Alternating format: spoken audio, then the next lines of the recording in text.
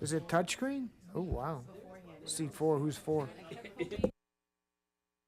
It's that button. So I've got a little map here on who's sitting where. So seat 4 is going to be Poland. 4 this way, 6 that way. Recording secretary. I thought you were executive secretary.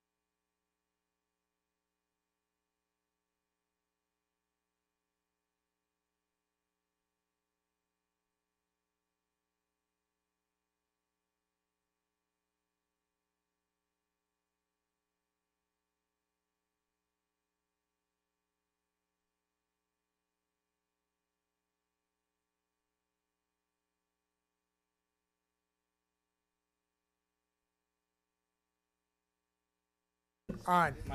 You're You on. push. I recognize this. He's So you're 4. always, yeah. When I hit 4, he's on. Nope, well, you got to push 4 and you got to say mic on. So change my training degrees. I said, and I measure functionality. Oh yeah, you Am just I turned able to on. do more things 4 than is I'm this trying to direction. Do more things. At least you.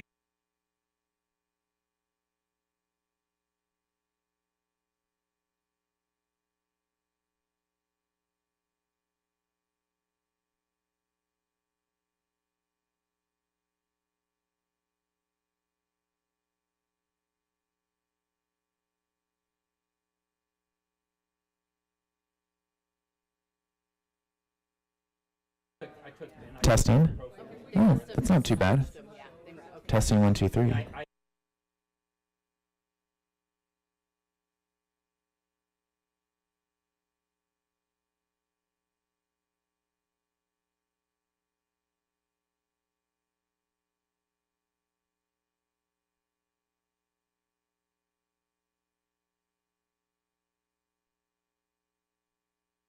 Mic on.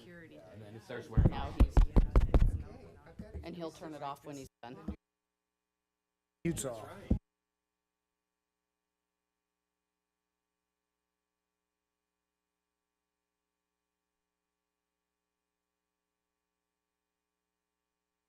Mic on. You recognize me? Can you shut me off? Talk. I'm on. I'm on. I'm on. I'm on. Can you shut me down? Oh, can I just I think filibuster? you'd have to Can I turn all filibuster this? requests off. Yeah, you shut everybody down. And you can always stay on. Can I shut them off? I think when you hit all off, it turns them off, but you won't turn their mics on. They're on their own controls. So we will dance well. Michael's here to help you if you That's what they're going to do. Yeah, he's right, get in a right there. pickle. They're not jinx Right it. there. Unless something really goes So I don't know then. just go with the 6 of us and use. Yeah, what is that? I don't know what is it showing there. Seat 7. Talk. Test, test, Yep. test. Or no, yeah, last year. All right, so that's 7. 7 works. So go on. Who is Earl? Yeah. Test, test, test. Oh, sounds. I So think this they- is 6. Why did that happen? Well, I think 6 might.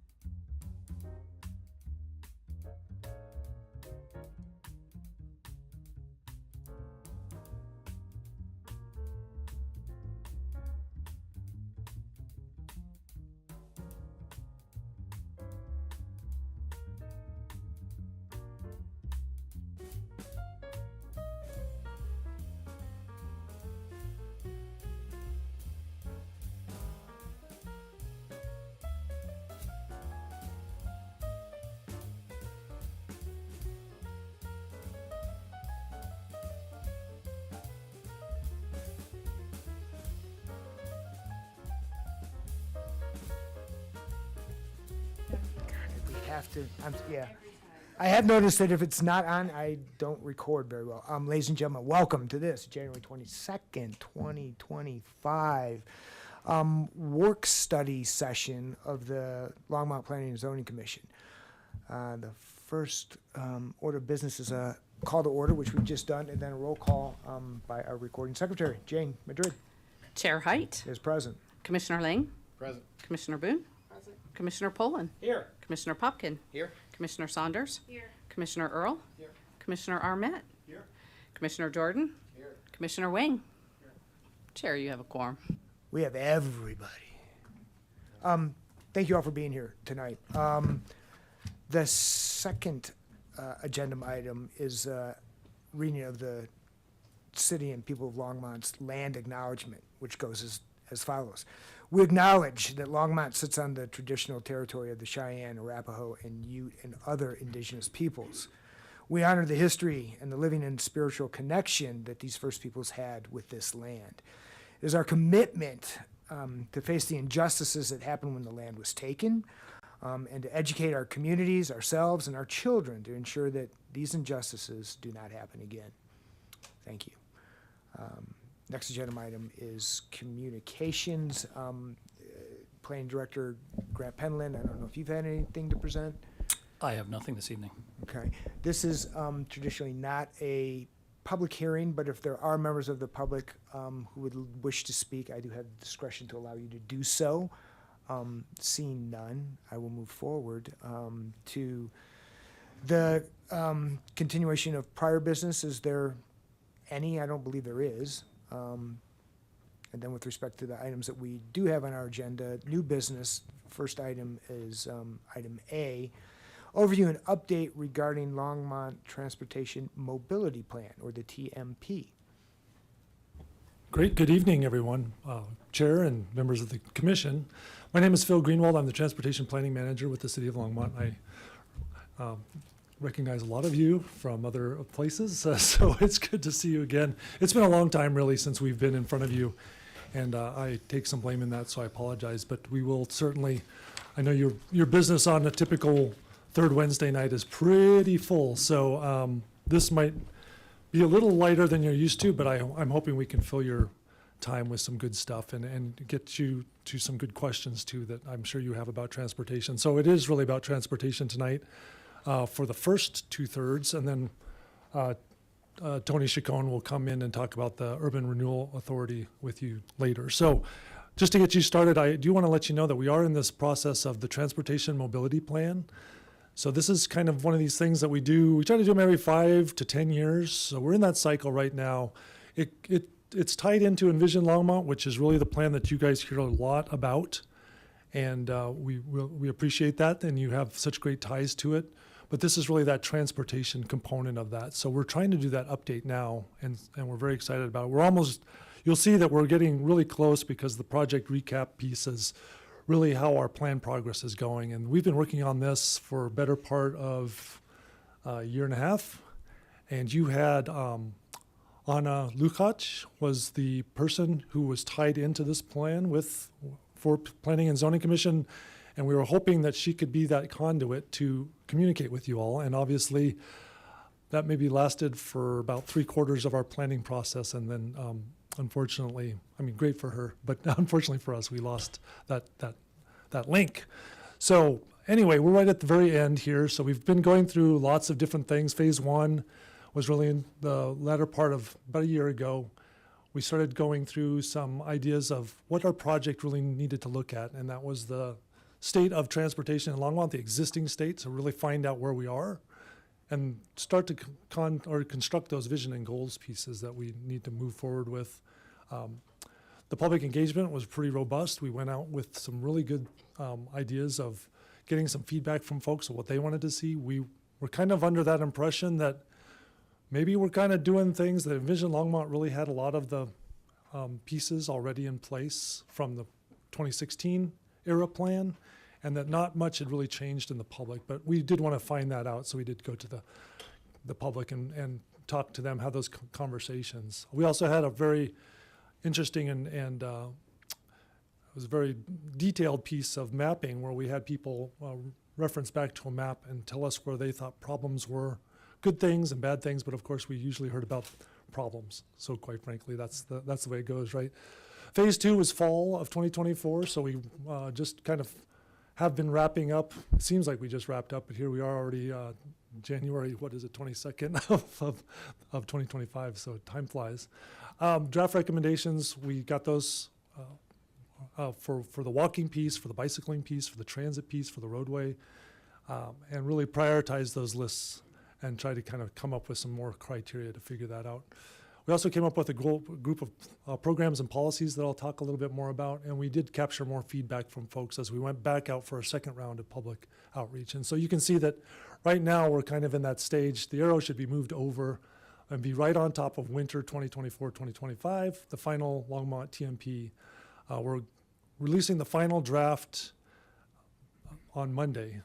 In fact, we're hoping to release it tomorrow, but Monday is the date that we're saying we'll have it open to the public, and you will have your chance to go back out there and take a look at it and give us those last comments that we really need to do to kind of tie this together. There are some things that are out there that we need to add, so that'll be great. Just to give you a little bit of an idea, people always ask, who did you talk to? What was your process like? So I just did want to go over that really quick. We did have we had only 300 touch points. It doesn't sound like a lot, but it was really good in phase 2 to kind of wrap up and hear from folks as we were putting everything together. That really brought us up to, we said 13, we're really closer to 1,500 when we, because this slide's from November, so since then we've already had another 200. So we have 1,500 total touch points, and the goal is really to receive that feedback and understand those priorities from people. And you can see that we had our steering committee, which was the place where Anna was part of, and unfortunately we didn't have an alternate to kind of take her place in the latter part. We also did an open house, we did online surveying, we did focus groups, and we did some interceptive events. So that's kind of where we talked to people. And then people really came back very strongly about wanting a connected, high comfort bicycle and pedestrian network. Safe, healthy, convenient, and reliable mobility for everyone so that everybody could get around. And we'll talk more about kind of what we've been doing in that realm. I think you've all heard about Ride Longmont, hopefully, and the great things we're doing in microtransit so far, so we're very excited about that. And I do need to look behind my shoulder and just let you know that we do have Kaylee Fallon in the back, who's really working on our microtransit piece now, so she's really taken that over and does the day-to-day kind of stuff. And then Kemi Edson is behind her, and she's really our Vision Zero coordinator. And I think you've met her before, but if you haven't, that's Kemi's doing our Vision Zero work. So we're very excited about that. And hopefully you all know that Vision Zero is really that idea of zero is the most fatalities that we will ever want to see in this town. And that's our goal every year from here on out. So it's always been our goal, but we're stating it publicly. So, and then Ben Ortiz will be up later. So this is 4. Ben and I have been working as a twosome for a little while, doing the 2-step here, but we doubled our staff in the last year, so we're very proud of that. So it's very exciting that we have some help now, and we can do a lot of the implementation pieces of what you're going to see tonight. Going on with our list, connect the city to regional destinations. Getting some of those regional connections made, provide convenient alternatives to driving, leverage development opportunities.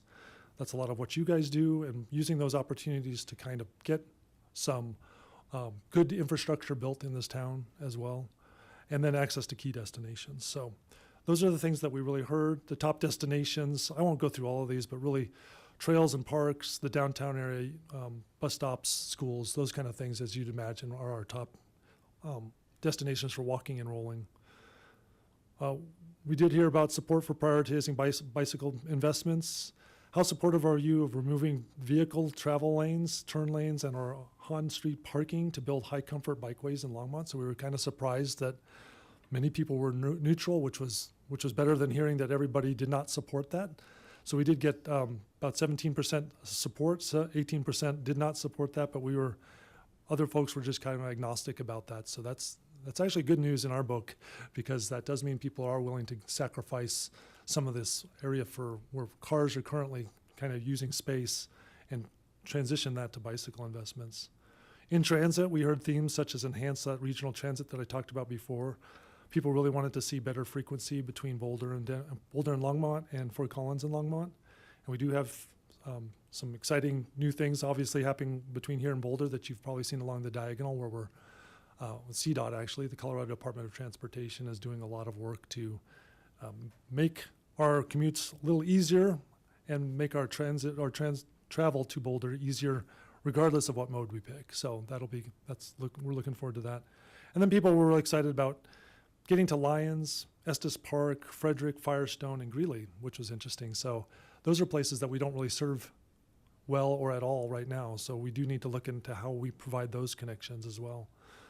And then that idea of improving the usability and the comfort of bus stops. Right now, Ben is working on, we're trying to get seating at every bus stop. So at least there's a place, a dignified place to actually sit as you wait for a bus rather than trying to sit on a curb. And you can imagine how that is when you're getting to my age or older, where sitting down and getting up is not as fun as it used to be. So, and then also make bus service more efficient with dedicated lanes for the buses. And obviously bringing rail to Longmont has been something we're going to just continue to, that's a mantra that just continues and continues, as you'll hear at city council meetings, even at airport advisory board meetings. Everybody's talking about wanting to keep that rail. So bike facilities, I'm not going to go too much into this because we're really starting to formulate this, and you'll see the link and be able to actually dig into this on your own, again, starting Monday when the draft plan is released. But just the idea that we have a bunch of different things we're trying to define out there as far as lanes. We're really trying to get to the idea of at least having buffered bike lanes everywhere we can. And if we can, we're trying to really push for protected bike lanes. So those are the two highlights from this map that I really want to point out, that those are the future facilities that we don't really have too much out there right now. We have a few buffered bicycle lanes. And we did try an experiment on Pike Road a couple of years ago that was to separate those with bollards.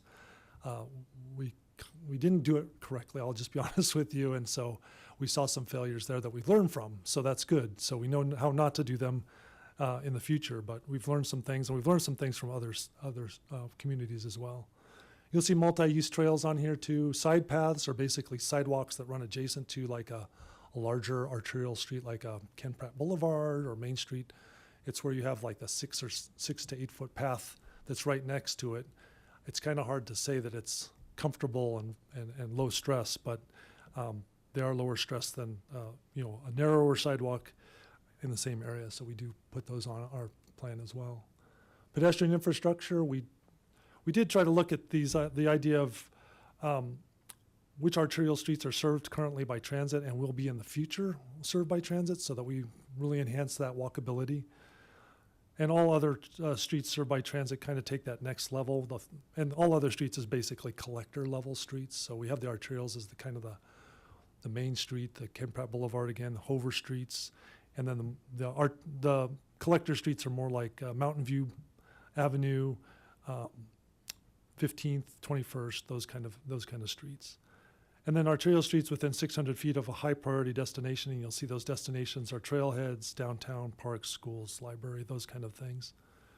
All other streets within 600 feet of high priority destinations to get their designation. So this is how we kind of built that priority as we move forward on different projects. And you'll see Main Street is one of our big ones, obviously Hover, Ken Pratt Boulevard, all the ones we've kind of talked about, 3rd Avenue as well. So transit. We have some exciting things coming in transit. You'll see the map on the left is the proposal by the Regional Transportation District, which is really the group that provides the city of Longmont with all of its public transit, basically. We do work with Fort Collins, and they provide some public transit. And now we are delving into that public transit realm with the Ride Longmont piece, the micro transit. So we are starting to layer it, so it's starting to become exciting with different levels of that transportation network or that transit network on top of the other transportation pieces we have. So we're really, the idea of upgrading that RTD Longmont feeder plan, that's what you see on number 1 there, is trying to enhance. You'll see that there's actually service being shown out on Ken Pratt Boulevard out to Sandstone Ranch, which has never really been part of the program before, unfortunately. Even though we knew construction was coming and we knew things were being built out there with the mall, the Walmart, the hospital, all these different things, we kept on, every time there was a new development that was approved, we would go to RTD and say, hey, this has been approved. We're going to have a lot of people who want to travel here. Start thinking about a fixed route bus out there. And you can see how long that's taken. So that Walmart was probably built 2005, 2008. So it's been a slog, to say the least. Upgrade bus stops. So we are looking at all the different bus stops, and we've done evaluations on all of them to see what they have existing and what they need. And so we have a lot of that information here too. So prioritized by boardings, obviously, so you can see that the boardings are bigger circles. And this will, again, be on that draft plan that's going to be released on Monday, and you can actually go in and make comments, so that'll be good.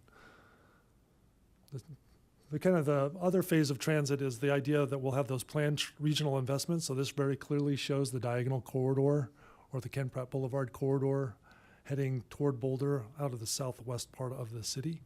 And you'll also see the future rail being shown there, as well as the First and Main Station, which we now, according to RTD, have to rename.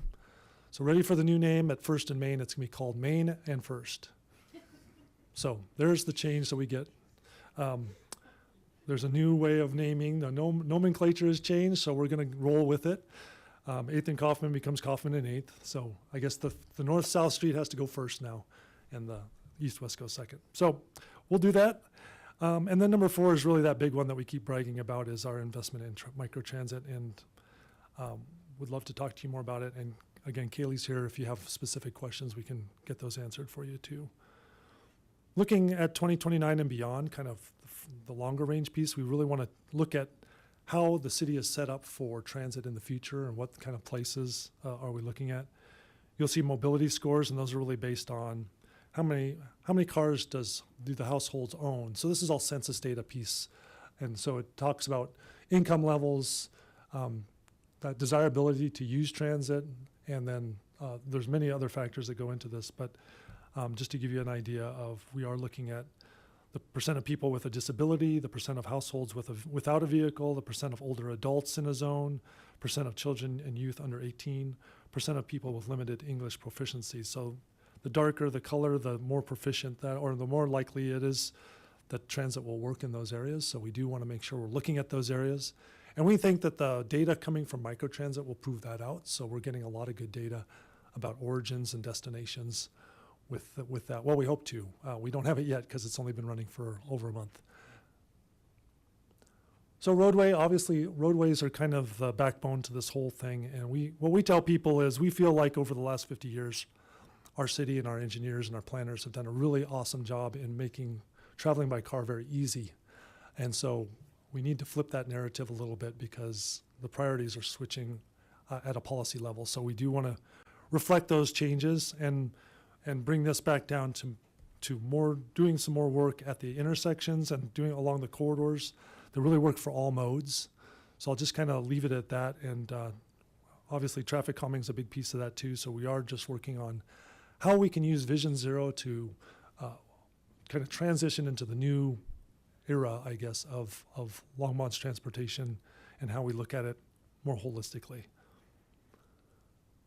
So program creation, we've done some things here. I did throw in the picture of the mayor in the Ride Longmont vehicle, so we were able to kind of luckily get that within the last month here. But there are general programs. Obviously, maintenance is a huge issue, and it really does take a lot of our budget. When you talk to the engineers and the street folks, the amount of budget and the dollars that it takes to really maintain the current system. We have over 100 traffic signals. We have over 430 miles of roadway that we take care of. So these are all things that kind of go into playing or going into the budget of how we decide how do we kind of build the next level. You'll see parking in there. There's some e-bike restrictions. Those are really more about the idea of where e-bikes can go, and Ben will talk more about that when he talks about bicycle facilities, which was a specific request of this group. Merging mobility, we just want to let you know that we are thinking about intelligent transportation systems. Automated enforcement is a big deal right now. Council just approved the ability to go out with cameras and take pictures of people running red traffic lights and going too fast, well over the speed limit. So we'll be able to do some automated enforcement. I know that's not always so popular, but it is a great way to to enforce because our police force does not have the resources to do as much as we ask them to do with a city over 100,000 people.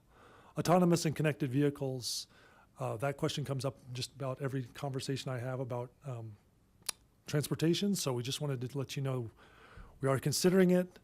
A lot of that goes into, a lot of the pieces of that go into really making sure that your facilities are kind of that grade A, well painted so that the markings are very clear for those cameras.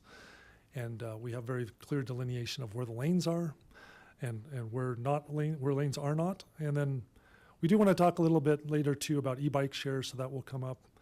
We're doing some more work with car share, and that's in our plan as well. So just the transportation demand management pieces. Bicycle parking is a big deal. We'll delve into that more as well. Bike share programs are the same or similar to the e-bike share. And you'll see these other pieces that we really want to look at as far as transportation demand management strategies that really help us get people out of their cars in a, so they feel comfortable and safe, and it's an efficient way of moving still. So our next steps, just to wrap things up a little bit on my end, is to talk about the develop the final plan, and we just talked about that's coming out January 27th on Monday. There'll be a couple weeks of public review of that plan, so we're looking forward to the comments back on that to really hopefully tie a bow and bring this back to the boards and commissions. We're hoping, you can see the schedule there, we're hoping to come back to you on February 19th in a very quick way, because I know you're very busy that night, and it's about our only chance to get to you before we go to city council. So we do want to chat with you maybe very briefly, and I need to ask permission of the planning director, of course, to get that on your agenda. But we're hoping that this isn't the only time we talk about this. This is really kind of to set things up, and you don't have the plan in front of you, so I'd feel terrible. But maybe we do this through some more informal channels like emails, and just make sure that we can get together and get your formal recommendation if you choose to go there. And then finally, city council on February 25th. So that's really what we have for you tonight as far as the transportation mobility plan. It's a quick introduction, I'm sure, and I know that I've seen a lot of your faces at the different events that we've had, so I'm really happy that you were able to find us and make your comments known. But again, we would come back to you in about a month and ask for your formal recommendation once you get a chance to see the plan, and we can get that out to you. So if there are any questions, I'd turn it back to the chair. Yeah, are there any questions? I have one. What's a high comfort bicycle? Or is that a bicycle mode of transportation that's high comfort? Well, we just we talk about more on the lines of stress levels. So if you saw something that said high comfort bicycle, I think that's something we're all looking for, right? A high comfort bicycle, but I think it's really that lower stress. The comfort comes from the facility. So as you're bicycling, do you feel comfortable on that facility, or do you have a level of stress that just makes you not, just creates just that anxiety and worry? And we have a lot of folks who just will not go out, especially on a day like today, right, where there's snow and different things on those facilities. So we need to start looking at maintenance, how we maintain things. I know Boulder is just saying very recently that now they've flipped their snow maintenance program so that the trails and the bike lanes are cleared first, and then roads. I don't know if we're ready for that yet, but it's something to think about as far as how the other communities are starting to think about these things. But we talk about buffered and separated bike lanes. That separation from the traffic also creates some of that high comfort or that better comfort on the bicycle.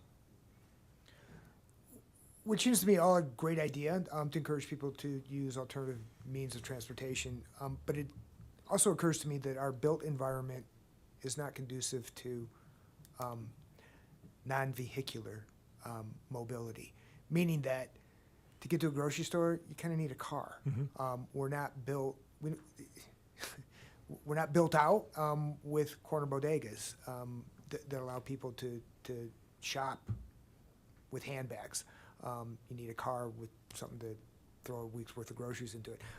How do transportation planners address that issue? And how can city planners, at least review boards of city planners, help that process move along?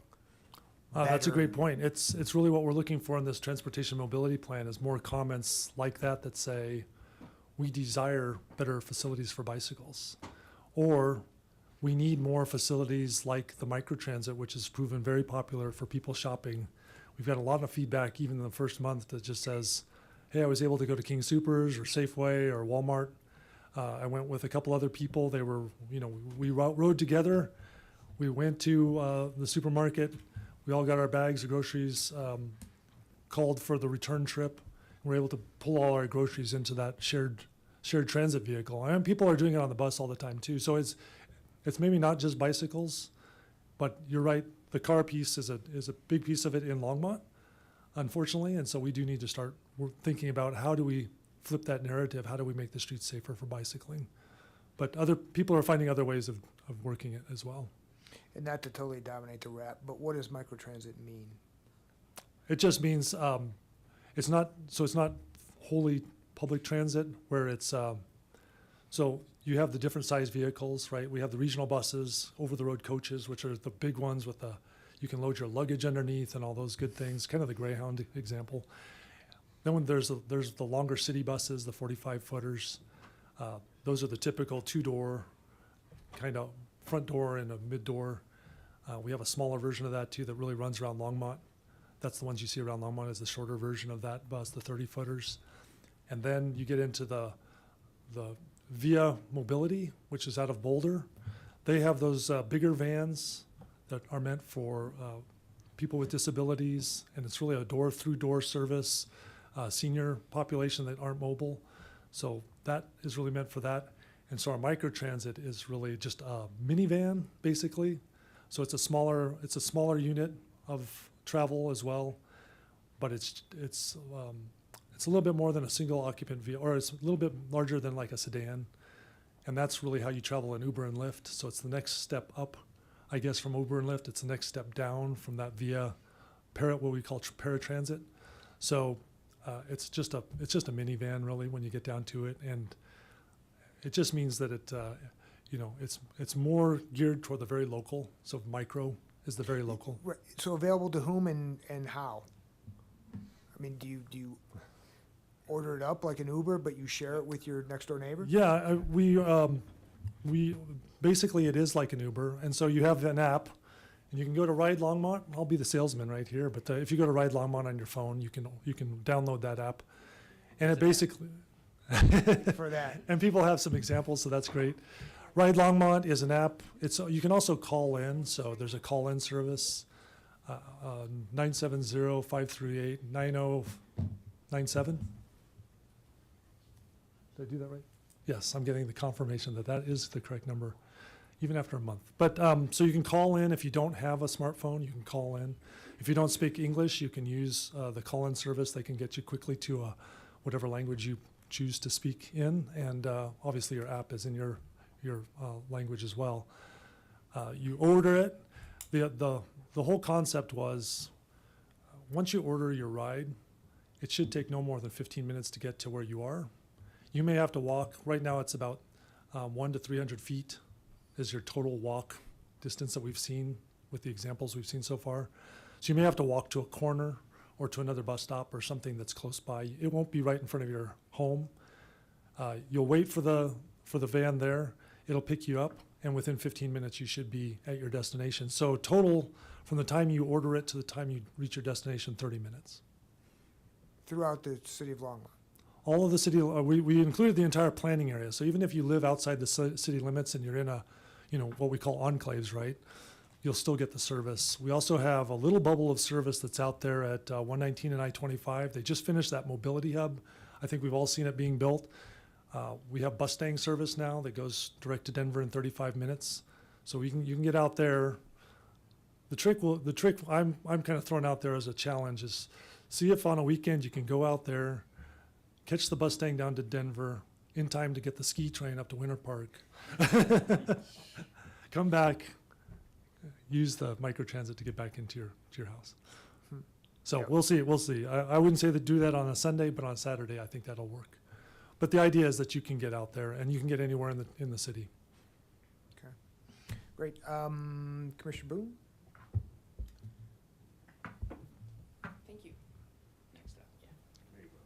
There we go. Thank you. So this preliminary report that's coming out on Monday, where do we find that link?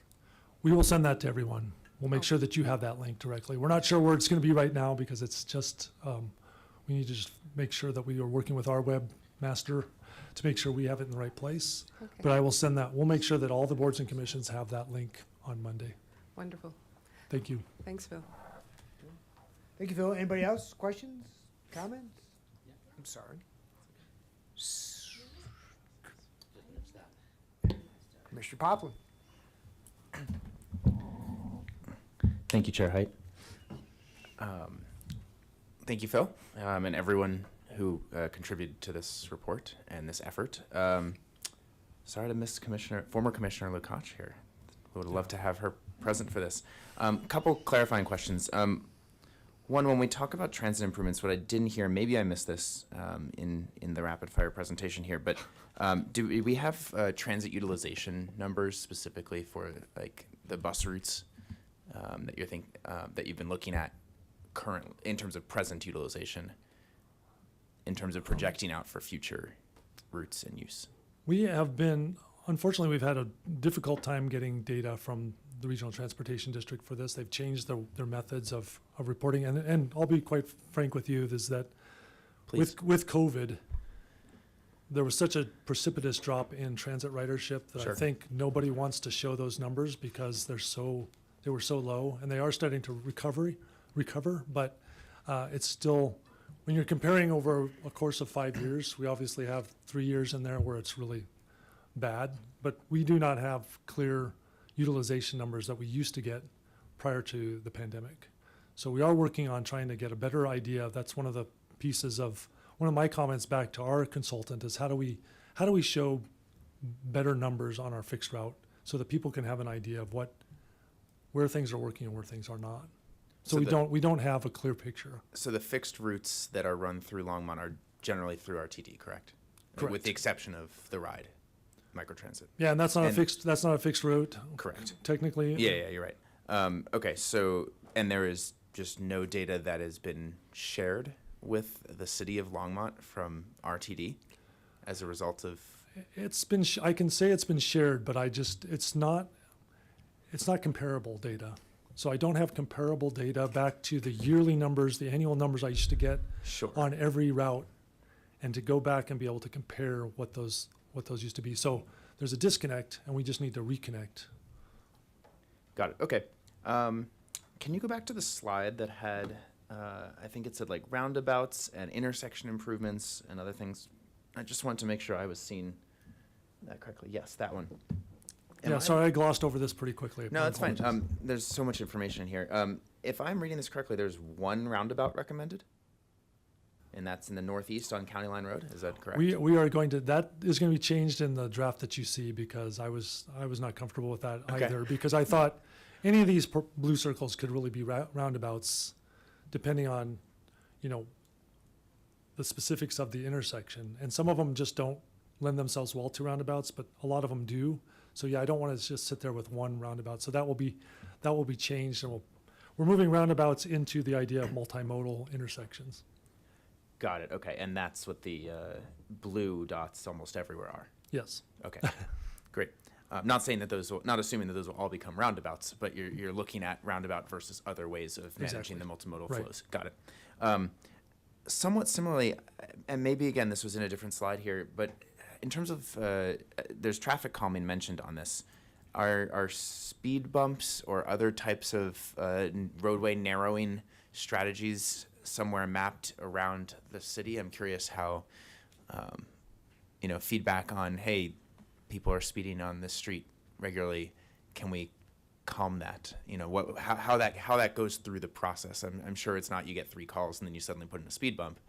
So what's the process and how does that factor into the longer range TMP? Yeah, that's a great question. We were just meeting on that earlier this morning about how we transition our current neighborhood traffic mitigation program into something that's realistic and doable, and something that we can act on almost immediately, rather than, kind of pushing people off, because there's so many elements that go into traffic calming. But the idea is that this is more of kind of the umbrella statement about traffic calming, and we really do want to go into the next phase of the Vision Zero. So Cami is currently working on getting the action plan going. So that's, once we kind of wrap this up, we move into the action planning piece of Vision Zero, where we'll actually look at what has to happen, what can happen at these different intersections to really affect traffic calming in a real way and really get people to slow down. Sure. So Though, this though, is- though when you talk about intersections, you'd be doing a different measure than a speed bump or kind of roadway narrowing, correct? Right, those are tools in the toolbox. Yeah. But what we look at is how to mix the different tools so that we're coming up with what's appropriate for that neighborhood. Yeah, and the reason I ask about that is particularly because we hear a lot of feedback from residents when we're handling new Yes. proposals about traffic, and that cuts both ways, right? It cuts first, the more traffic you have, often the slower traffic moves by sheer force of human behavior, but at the same time, the more vehicle flows that you have, if it's not a, not bumper to bumper, but if it's not having the effect of slowing traffic, but just more cars at a certain time of day, then you could have more people driving at higher speeds on average during those parts of the day. So it cuts both in the direction of slowing traffic down and also having more vehicular flows that are going at a faster rate during different periods of time. Right. So, we don't always know what tools we should be thinking about at that moment. And yet it seems like there is a toolbox that the city is playing with. And, I think it would be actually helpful for us to understand your process on how feedback, like what that feedback loop is. So that we aren't just proposing like, well, we're going to just throw a speed bump condition there. Right. That works perfectly with what we're trying to do with the action plan, because once that action plan is complete, it will make recommendations to our standards and specifications to start implementing these. So you will see them as the projects come before you. So you don't have to come up with a solution there. We will hopefully have a solution before it gets to this board and the city council and the other different boards that have to review these projects. So we're hoping that the standards can change so we can address these issues before they become issues, so we can be proactive about them. And right now we're more reactive, and that's just kind of the nature of where we're at. But Vision Zero, we're hoping, will be a big element in addressing those issues. And so the plan there, just to make sure I'm understanding correctly, it's shifting it from in the development review process, basically, to have those kind of traffic calming measures proposed as part of the package that kind of comes our way, instead of reactive once something gets built or once it's kind of moving further along in the process of like, hey, we, based on this traffic study and whatnot, we actually think this could be an issue. Let's throw it in. Right. So our engineers have that tool ready to go, so they can implement it as a standard and share that with the developer and say, this is our standard. You need to do these things to calm traffic, because we're based on volumes and speeds that are projected. We need you to do certain things here. And we tried to do that a couple of years ago, where we tried to say, hey, you have to have a traffic calming device if you have a linear piece of roadway that's longer than, I think it's 1,000 feet or 1,000 feet or less. Close, or 600. Anyway, if you have a linear street that obviously looks like it could be, there's no impediments, no curves, we try to do something where we put something in there, but these standards will allow us to talk about lane widths and sidewalk widths and all those different things that kind of go into making a more pleasant experience for everyone rather than just driving. Gotcha. And maybe this is a question for Grant, but if in this in this vision that Phil was describing, where the traffic calming measures are kind of proposed proactively as part of a development package, would that mean that the cost burden falls to the developer to pay for, in the same way like when we were talking about the Quail Road annexation, when the roundabout at Larkspur and Clover Basin, that was part of what the developer's commitment would be? Yes, Commissioner, that would be typical. It may end up being shared by multiple, depending on the circumstance, but yeah, the intent would be it would fall to the developer. Cool, thank you. I'll reserve.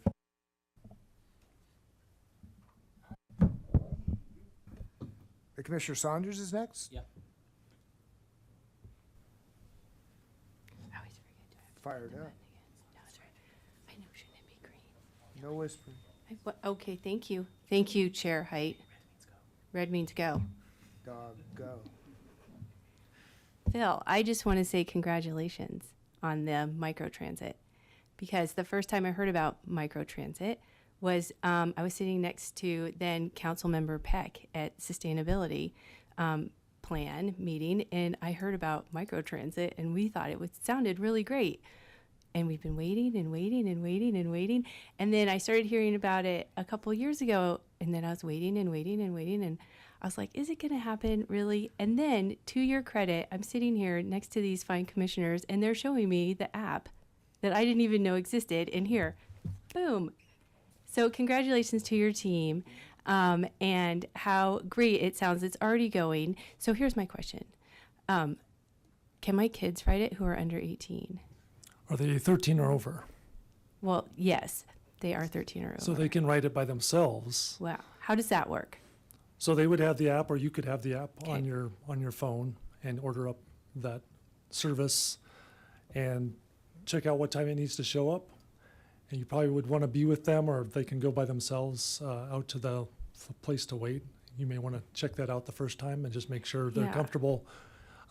I had some issues with it the first time because I was standing right in front of my neighbor's house, right? And it looked a little strange, so I went across the street to the stop sign, you know? And so there's kind of nuances to this whole thing, but it's Sure. very easy. So the kids can go out there. They're going to be really used to using these kind of apps anyway, and they just need to kind of line up their dot with the place where it tells you to wait. Yeah. And I just like to do the little cab. That's probably just me, but I like to do the little hail to make sure they know that I'm the person to pick up, Yeah. right? And you've seen the green and black vans, so they're very well. Oh, okay. I know. I feel like I've been living under a rock. I'm Well, not we kidding. need to I'm so get. Do you embarrassed. have any pamphlets? I know, Cammie. I feel like you should come up and give us a little synopsis, like Commissioner Height too. Like I like We that could you're do a giving whole the little training. sales pitch. I think that's great. My concern as a parent, though, as far as 13 and up to 18, the vetting process for Right. the drivers. Yeah, and the drivers go through a much, I think, a very rigorous process of background checks and Yeah. making sure, and they have to pass certain tests too to continue as a driver. So if they show tendencies of being late or missing their stop or taking the wrong route, because they have to follow a specific route Yeah. on their trip as well, because the software is very specific about how you work your way through town and who you pick or where you pick people up. That's the other thing. They may have to share the ride with somebody. Yeah. But everything's been very positive so far, knock on wood, Yeah. that people have been, they've shared rides, they talk to each other in the van, and they get out where they need to go, and they're pretty happy about spending only $2 or $1 to do that. Yeah, that's great. And I like that you have that half an hour sort of from your app to where you need to go. I think that's great, and to your due diligence and really thinking about that transportation experience. And so congratulations again, and your whole team. That really is something to have this in our portfolio of services at the city of Longmont, with water and high speed and trash services and now microtransit. So congratulations. Yeah, thank you very much. We're getting calls from around the region right now, wanting to kind of see how the service is working. So it's an exciting time, and I think it'll just grow. Other cities will start to see this and start using it. So we're excited. Thanks. Commissioner Poland.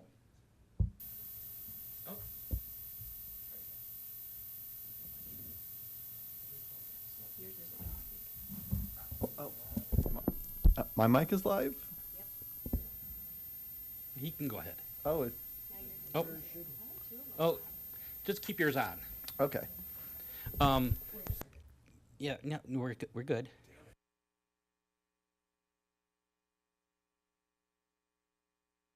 Okay.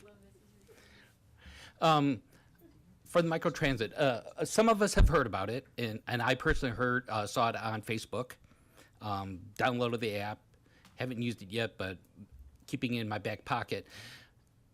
Some other people have not heard about it. Are there more plans for further promoting it? And if so, what are some of those ways you're looking at promoting it so that more people can find out about this wonderful service? I'm going to give you a break and let you listen to Kaylee tell you all about that. Thank you. Hi, good evening. Like Phil said, my name is Kaylee. I am a transportation planner on Phil's team, one of the project managers for the microtransit. So to your question about community outreach and engagement, so we did distribute both physical posters and physical pamphlets to a variety of facilities. We really wanted to focus on those vulnerable users and those that would benefit from the service the most first, prioritizing getting outreach to those communities. So we did do outreach to affordable housing facilities, the senior center, the youth center, the St. Vrain Community Hub, multiple different food pantries throughout the city, reached out and leveraged Boulder County as well, reached out to St. Vrain Valley School District, making sure that the school district was able to spread the word for those students, and then reaching out to the Civic Center, the museum, the rec center, and different city facilities. And then we also had a social media campaign, like you said, you saw it on Facebook. We also had ads on Instagram, I believe Twitter, the city-owned social media platforms. So it's not great, but I have copies of the ads in case you wanted to take a look at those. You can come up after. I'm happy to share those more. But in order to continue that outreach, we are working with our operator VIA right now to do a combined Winter Bike to Work Day and Ride Longmont kind of press and outreach event. So a vehicle will be at the Winter Bike to Work Day station. We'll have a bike rack on that vehicle, so folks that are riding their bike to the Bike to Workday station will be able to practice putting their bike on the vehicle. We'll have informational pamphlets and posters, and VIA will have some giveaway swag to talk to folks that stop by our station. And then it's in the works right now, but we're hoping to get the mayor or some city council members to do more of a formal press event, maybe a speech or something like that after that, right after that event. So we're working closely with VIA's policy and outreach team to put that event together. And then of course we'll continue to do social media outreach. And Phil and I also have some meetings, in-person meetings that we're going to. I believe we're going to the Village on Main to speak to folks about it. I just spoke to it at 2 Boulder County meetings today. So we're continuing to do those meetings in person and virtual as they arise. Quick question, is the use meeting your expectations? Yes, so I have some stats that I'm happy to share with you. And to answer your question, yes, we did go over these stats with our operator. They were very happy about these statistics. But so for the first month of service, that's December 9th through January 9th, we had 4,339 total completed rides. Out of those rides, that's comprised of 10,646 miles. The average ride distance was 3.6 miles, and the average ride time was 12.6 miles. And so looking at, rider and user experience, we had 2,461 accounts created. And then we had 208 riders complete 5 or more bookings. So that number right there really tells us that we have some repeat riders. Folks are taking the service more than one time. They like it. They find it reliable and fast enough to use it again. So those are just high-level stats. I have a lot more if you're interested, but yes, we met with our operator, went through some of these statistics, and they said that they were really impressed and excited by these numbers. Okay, thank you. Yep. Phil, a couple questions on RTD, the bus service. How are the choices made for either changes or additions to the current routes? So, a great question, Commissioner. Currently, we just are at the whim of RTD. We have to, if we have ideas of how routes could change, we bring those to RTD, but typically they'll go through the service planning. They have all the data that they can look at and make decisions on how they change the system. Now, since I hope everybody knows this, but we, as the city, buy up the fare box for the fixed routes. So in doing so, we make those routes free to the user. It's not a very large cost, so it's well worth it for us. And so nobody pays to get on to those fixed routes. So in doing that, we've kind of ensured that we used to have a system where RTD would look at the routes, find inefficiencies, cut those inefficiencies off, or lower the time that the buses would run. And that would lead to what we called kind of that downward spiral, right? Where we would hit the next level, and people would not take the service because it wasn't as convenient as it was before. So less people were taking it. it was getting worse and worse. And so we're just watching them trim basically off all the edges of our system and just compressing it into the center. So with the buy-up, we were able to stop that, and we have not seen any cuts since then. In fact, during the pandemic, we were one of the few systems that actually stayed fairly level and grew back very quickly, I think because of the free service. But when we want to make changes, we have to request them. One of the changes we did make, and it was granted, was on the regional service, the LD buses to Denver, from Longmont to Denver. And so we do have, we only had 2 early morning services that fulfilled that route. And as of January 19th, we've got 2 more buses. So we've doubled our service. I know it doesn't sound great, but it is helping for people who need to get to Denver in the mornings and come back in the afternoons. And there are a couple afternoon runs as well. But if you combine that with the new Mustang service out at 119 and I-25, now we're starting to see little better service. But you can see that it's not just RTD. It has to be a blend.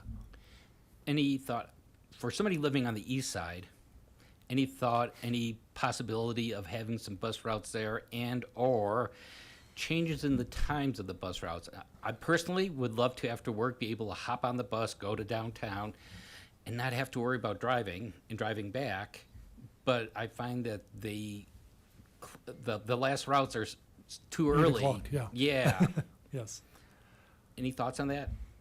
Well, we're hoping to supplement it with this microtransit, and it does stop at 8 o'clock as well. So we're starting to work with the provider that's not via mobility in Boulder County. It's via transportation that's more of a global company.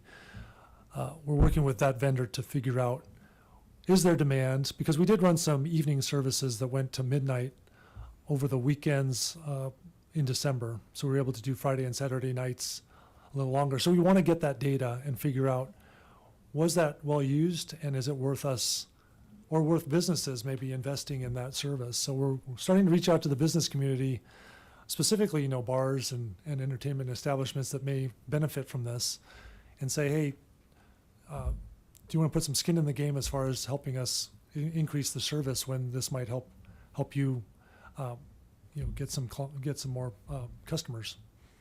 Okay, thank you. Commissioner Lang.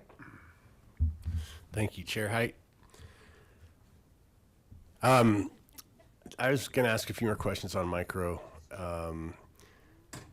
I like the app. I haven't put in my credit card yet. Have you thought about, I know it's not that easy, but somehow connecting that to Apple Pay or Google Pay, where you could just double click your phone and have it grab it out of your, whatever you have, your card is connected to Apple Pay? Yeah, that is a great question. So the app is developed and run by the operator via transportation. So unfortunately, the city doesn't have capability to integrate that. But going forward in our conversation with the operator in terms of payment methods, that's definitely something that we could bring up to them in terms of payment integration. I do think there is some complications with that, but it's always worth a shot to see if we can do something like that. Yeah. Okay. And this is a 3-year pilot, just to continue on that idea. So we've only really signed up for this for 3 years. It's about $1 million a year for us to afford this. So we've got about $1 million from RTD for their partnership program. So we were able to get kind of RTD's dollars, which was kind of nice to be able to pull some dollars back into the city from them. The city's paying $1 million, and then we have a federal grant that's out there under Representative Negus's office. So we were awarded $1 million for that as well. So just to say that we've got 3 years to kind of test this out. So those kind of comments are great to hear and get back to our provider and make sure that we're really fine tuning this as you can tell, we're just out of the free period. So the free period was the first month. So this is the first month that we really have people paying the full amount. We've seen it's not perfect by any means, and there's some growing pains certainly. And so we're working through those, and please give us a couple months to a couple years maybe to figure some of these out, but the great comments to be able to give back to the vendor. I know it's a pretty small sampling, but out of this short period, have you seen users, are they typically disabled, low income, just wanting it for convenience as opposed to riding a bus, kind of a mix of them, all of the above? Or for what I've seen, again, I'm kind of I can't say that I was Phil, the first Phil's on rider. half the I wasn't the rise. first rider, but I really was the first rider. The mayor was the first rider, right? But I guess I was the first one on the system. So I've been playing with it a lot to see who's riding and what's going on. And I've just seen a whole mix of from younger adults, I should say, who don't have access to a car. I talked to a few of them. My mom booked this for me so that I could get to my job. And they clearly didn't have access to a car. Some of them are very quiet, don't want to talk at all. That's fine too. But it's been a whole mix of different, and I'm making guesses here, but different income stratas, different demographics.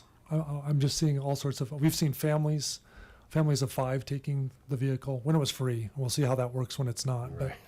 But because you do have to, you have to account for everyone who's taking the trip with you. So we'll have to see how that goes. But so far, really positive feedback, and it's been from a variety of folks, cross section of the city.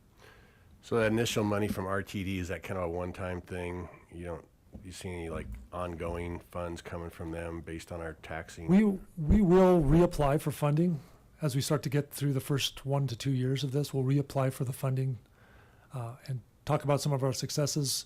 There is actually a program similar to this that runs in Loden Tree down on the south side of Denver.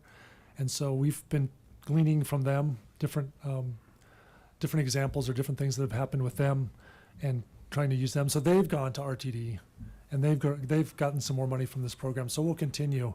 And RTD keeps talking about expanding this program. It only works for them because they do have an on-demand service in town. Nobody really knows about it. Nobody uses it. It's called Right. FlexRide. Yeah.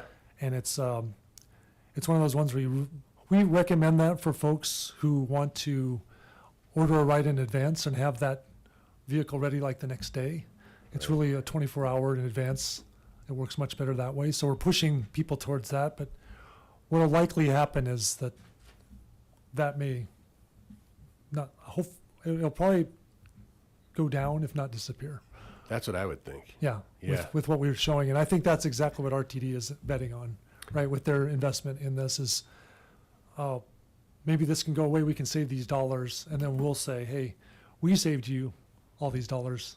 Can we get some of those back for continuing this program? Because we're still paying RTD for that magical rail that one of these days will appear. Okay, thank you. Mm-hmm.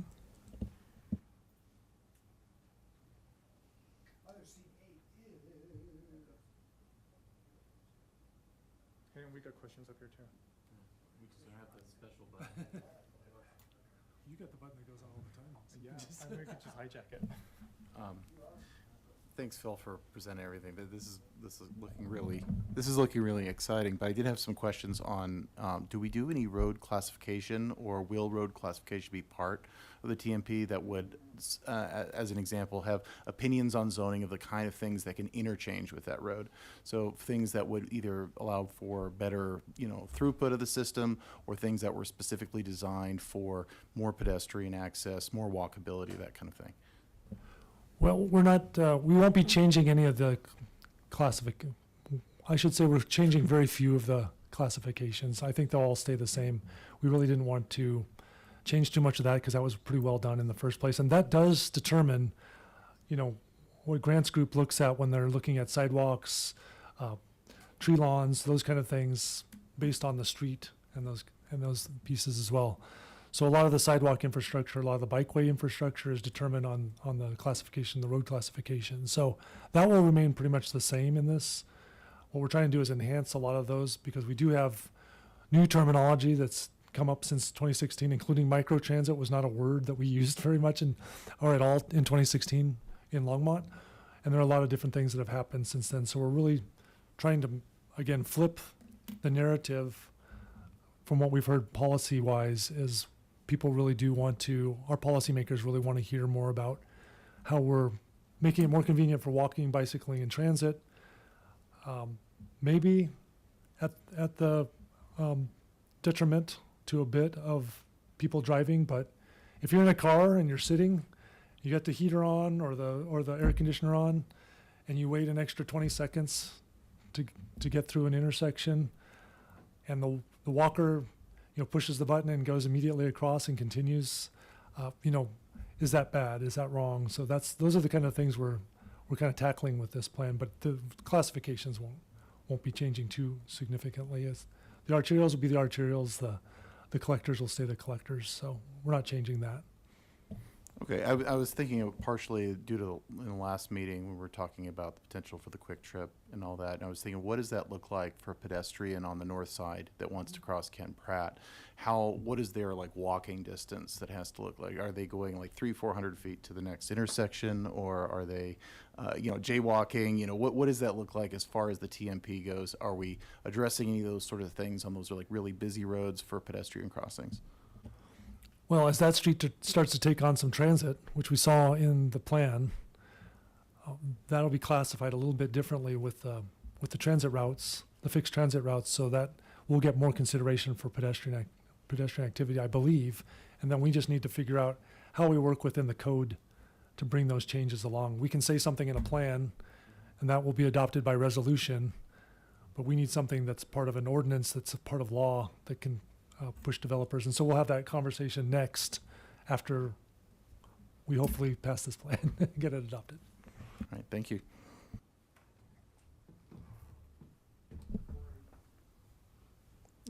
Okay. My question is, where does electric vehicle charging facilities and infrastructures fit into the TMP? Well, I would say that we're considering those as far as the recent laws that were passed statewide.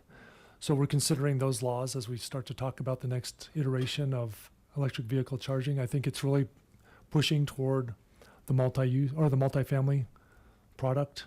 That's where we do not have the infrastructure currently. So we're talking about how we can get that integrated. We're considering it in the plan, but again, it's kind of the broader umbrella, and we're working with our sustainability division of the city to work in that next iteration of really getting some grant dollars to put these different chargers in place and actually get them in the ground around the city at the multifamily, on the private property, as well as in public facilities.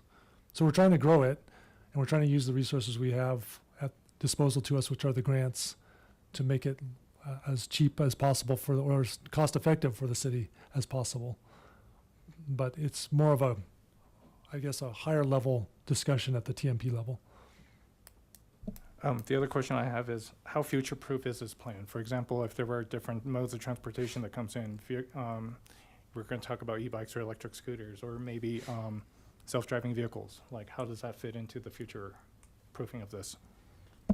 That's a great question. It's a lot of this crystal ball pieces that we don't really understand fully the impact. It's kind of like when we brought in microtransit, we really didn't know what the impact was going to be until we had it on the ground and started to watch it operate. So the future proofing is a perfect way to say that, is that we're just trying to make sure that we have maintenance plans in place for all of our roadways, so that we at least have that roadway structure in place for these different types of vehicles as they come along. People tell me, well, did you consider flying cars? It's like, well, how do I do that? How do I do that with, we have our airport and we have different things like that, but how do we consider all the different things that are in the future that people have in their mind as far as what's going to happen in the next 10, 20, 25 years? And that's really the horizon of our plan. But as we want to make sure that this plan can adapt to those things quickly. So we're trying to build in some more, the reason why you're not seeing the land use plan with this plan is because the land use plan's in pretty good shape as far as being able to adapt to conditions. The transportation element was not. So what we're trying to do is make it more adaptable, more flexible. So as we move forward, we can adapt and kind of redirect as we need to with the plan and have it, go to some of these new things that we're not thinking of today. Thanks. I think next up is a shared microphone. Yeah, the light on my microphone is not working, so I have made the technology angry at me, I guess. I'm not really sure who to direct this question at, because you were mentioning the land use plan is pretty flexible, and so you're looking at to make a transportation plan that's more flexible. And I know that, I guess, in Envision Longmont, a lot of their redevelopment opportunities were centered around transit corridors with the specific zoning for MUC. With the introduction of new bus routes, is there any consideration to how the land use plan might react to that? Well, we're hoping that the land use plan's in pretty good shape right now as far as being able to adapt to that. And we really have set it up so that those areas of change, which are along the transit routes, are able to take on more density and really be more of a transit-oriented development piece to this. So we're trying to provide that transit element of the TOD, right? And as that comes online, we think there will be the market that will allow for more people to be interested in those areas that are close to transit. I think you'll really see that at Main and First. So that element is just now taking off, and you may hear more about that from Tony Chacon later when you're talking about the urban renewal area. But those are the things that we're looking at as far as we think that the land use is in place. We just don't have that transit element that needs to complement it. Okay. I was thinking more specifically about, you had mentioned the possible introduction of 328 and 329 bus routes. Is there anything related to that with land use, or is the current plan good for that? Well, that's a great point. We need to check that and make sure that that works with everything. And as they kind of come in the next 2 years behind this plan, we'll certainly take that into account because those routes aren't planned to come online until 2027. Yeah, of course. So, and that's when the bus rapid transit's supposed to be good to go to Boulder. So we'll have that up and running to Boulder by 2027. So all these projects will start hitting the city in the next 2 years. So get ready, folks. There's going to be some construction. So we just want to make sure everybody's aware and that you're telling your friends and neighbors and families that the next 2 years are going to be under construction. You already see it on you already see it on Kaufman Street. Yeah. And so we see that, but the big one that's part of the 119 project, and one of the things we kind of have to think about with land uses coming online is the construction at 119 or Ken Pratt Boulevard in Hover. So there's a flyover planned, a Boulder-bound flyover planned from the Colorado Department of Transportation. That whole intersection's going to be troublesome in the near future. So get ready to find some detours and get on other modes of transit or transportation if you can. Okay. Thank you very much. Mm-hmm. Commissioner Popkins recognized again. No, he's not. Thank you, Commissioner Height. I believe I am. Does that count? I take it back. You're on. Thank you, Chair. It seems like I might be the only one on this side of the dais who has ridden Ride, and I have gone once, and I used it because my car was in the shop, and it was very convenient for that. So a great use case there. Thank you. I appreciate you clarifying that it follows a specific software route, because it definitely didn't take the route I would have taken to get back to my place, but nonetheless, it added about 2 minutes, and I lived. So thank you. I wanted to follow up on Commissioner Lang's question on payment options. Is credit card the only way to currently pay for right now? So I believe Kaylee said that it was credit card, debit card, and prepay or stored value card. Got it. Okay, Yeah. so you can put in all those options. Right. Okay, that's good. Just curious, since we also run an electric utility, was it ever considered whether to attach your utility bill account as a payment option? It has not, because of our vendor is very specific right now, but it's something we could certainly bring up as we move forward through this process. Great point. I'm just curious. I think almost everyone has that, and so it'd be kind of a default opt-in there or opt-out if people didn't want to use it. Right. We also have to account Again, for if the systems visitors. can- Yeah, we have visitors. We have people who work here who don't have that, but they. Oh, I'm not saying it's the only Right, option, right, but right. but as a default starting Exactly. point, if you were to just enter your utility bill or account number and started there, again, that might be too many systems trying to talk to each other at once. So I'm not saying this is, I'm not a software engineer, but Well, people are also talking about how could you integrate. There's a bunch of different cards out there, right? There's EcoPasses for RTD. There's cards for the various colleges. I know I'll just make Tony Chacon really mad right now and talk about the Buff One card. I think there's one for CSU too, probably, Tony, so you'll be all set. He's listening, he's watching his basketball game, so, oh, okay. But there's a bunch of medium out there that you could easily tie. Yeah. And RTD, quite frankly, RTD is working right now to try to integrate all these different pieces together. So they're doing a lot of work right now to integrate this. And we'd love to get onto that and just have one card, one element, one thing that you'd have to use. One, maybe it's, with Apple Pay or whatever, that you could just, make it all integrated into one. Yeah, thing. EcoPass is a great idea as well, if that can be integrated, since RTD is paying for part of it anyway. Yep. Great, love it. One more question on this. We see a lot of different types of development proposals that come our way and hear all kinds of different questions regarding traffic and transportation. And, there's only so many arrows in the quiver that we feel like we have. And I know that there's a different part of the process on your end that you're involved with. I'm just curious if down the road it would be worth considering, it sounds like the way the ride is set up, that there are like kind of points of access. Maybe it's more fluid than that, but like there are a few kind of common destinations. And I'm wondering, especially as some of these larger multifamily developments are proposed and built in Longmont, if there would be a way to either voluntarily or require future developers to pay for spots within that development to kind of add another revenue stream, as well as also better serve that development more accurately when you have 200 to 300 units and different lots. If that's an option that would be considered, you don't have to comment on that officially right now. Just putting it on the table. Great. I think I understand what you're saying. Are you saying more points within a development to pick up? Or are you saying maybe have some curb space, dynamic curb space for people to catch vehicles like these or take vehicles like these? Yeah, I was thinking more the former, I think, in this Okay. case, where, Okay. when you have a lot, say, like I just walked through the, what's the development that just went in off of, what is that? I guess just south of Oscar Blues and west of Hover, between Hover and 119. I wasn't on the commission when that was approved, so I don't know what the official name of that was.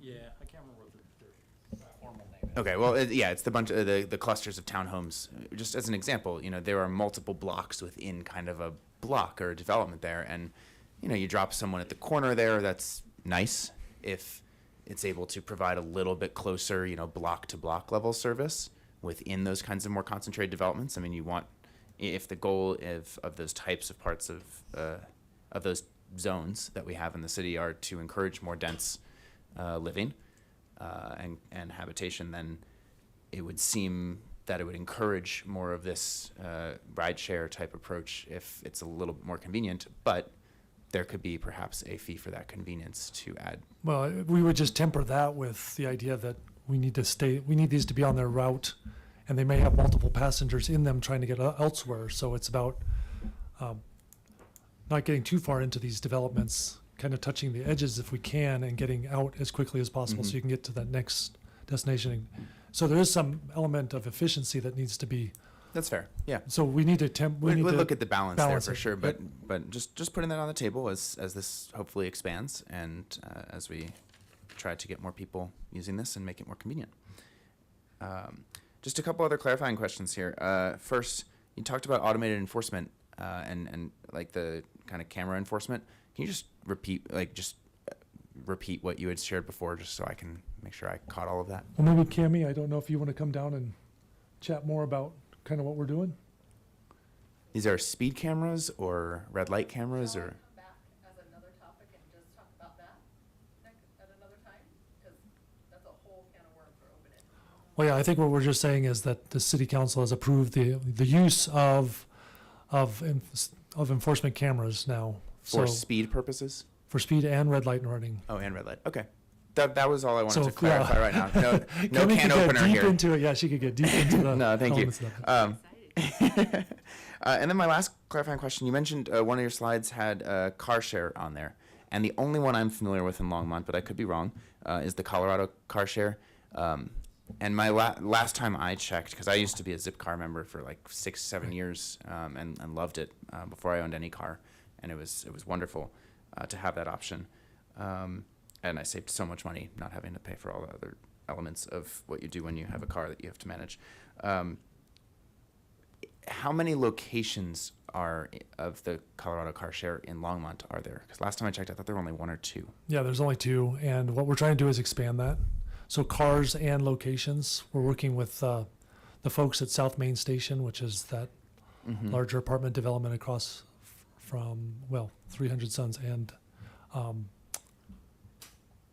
only thinking of breweries for some reason, but Wibby's, Yeah. thank you. And so those apartment units are very excited about getting a car share piece part there that would include the charging station. Oh, So nice. we are trying to expand it. We do have some dollars available. There's a sustainability tax that Boulder County has that they parse those dollars out. So we're going to work on getting that tax to help us grow our car share program and grow our e-bike share program. Well, start a e-bike share program. Great. Okay. I have other questions on the car share. We can take that offline for now.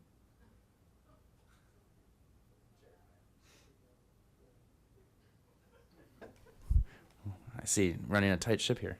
The last comment I just want to make. I think this is thank you, all 4 of you for coming tonight. I know this is only I'm saving all the questions on biking for after you walk through that, but I think it's so valuable that we hear not only about the TMP generally, but all of the different elements that you're thinking about. Because again, we see only a part of the process, and I think it's so incredibly helpful to understand all of the different options and tools that you are able to try to juggle through and think about. And I would love for staff in this commission to keep thinking about kind of how to creatively leverage some of these as we run into more and more proposals that are coming into town. So I think that can make a world of difference if done well. Thank you. And Commissioner Popkin, I did not mean to cut you off. I was just using the fantastic segue that Mr. Greenwald used, which was to talk with Next about e-bikes. But I'm going to add my own comment, which is that to the extent that this commission can provide some insight into land use development, projecting, proposals that meet our transportation goals, we should hear that. That said, I don't know, Mr. Ortiz, are you talking about e-bikes? You're welcome to come on up and talk to us. We might, comfort-wise, everybody's okay to continue going? Okay, we're going on. Thank you. Let's see now.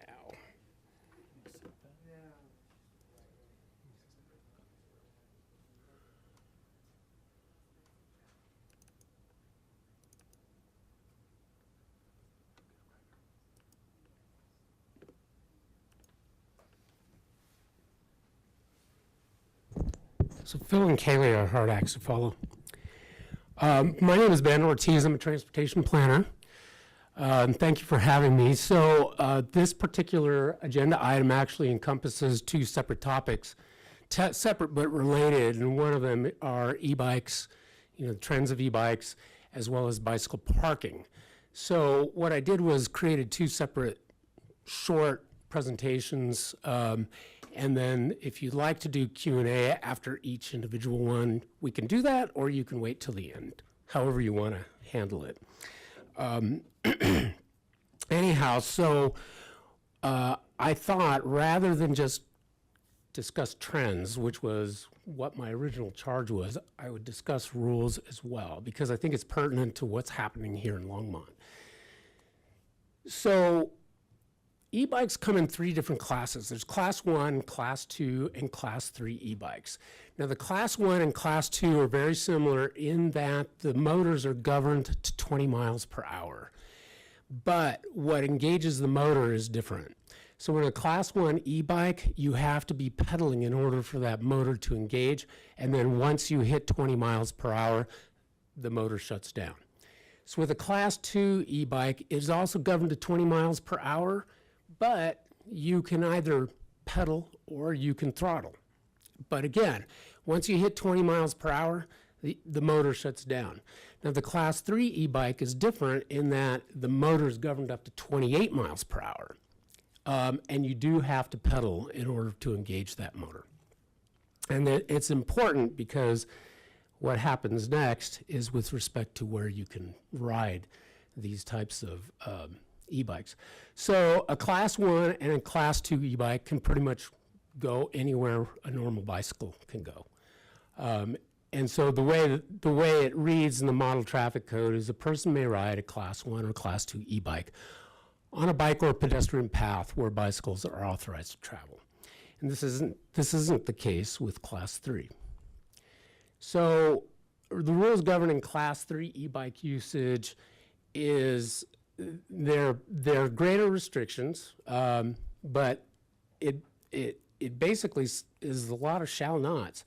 So a person shall not ride a Class 3 e-bike on a pedestrian path unless the path is within a street or a highway. And also unless a local authority permits the operation of a Class 3 e-bike on a path in its jurisdiction. And this is worth noting that the City of Longmont has not presently authorized the use of Class 3 e-bikes on the Greenway Trail system here in Longmont. So technically, anyone riding a Class 3 e-bike is not permitted to be riding them in the Greenway trails.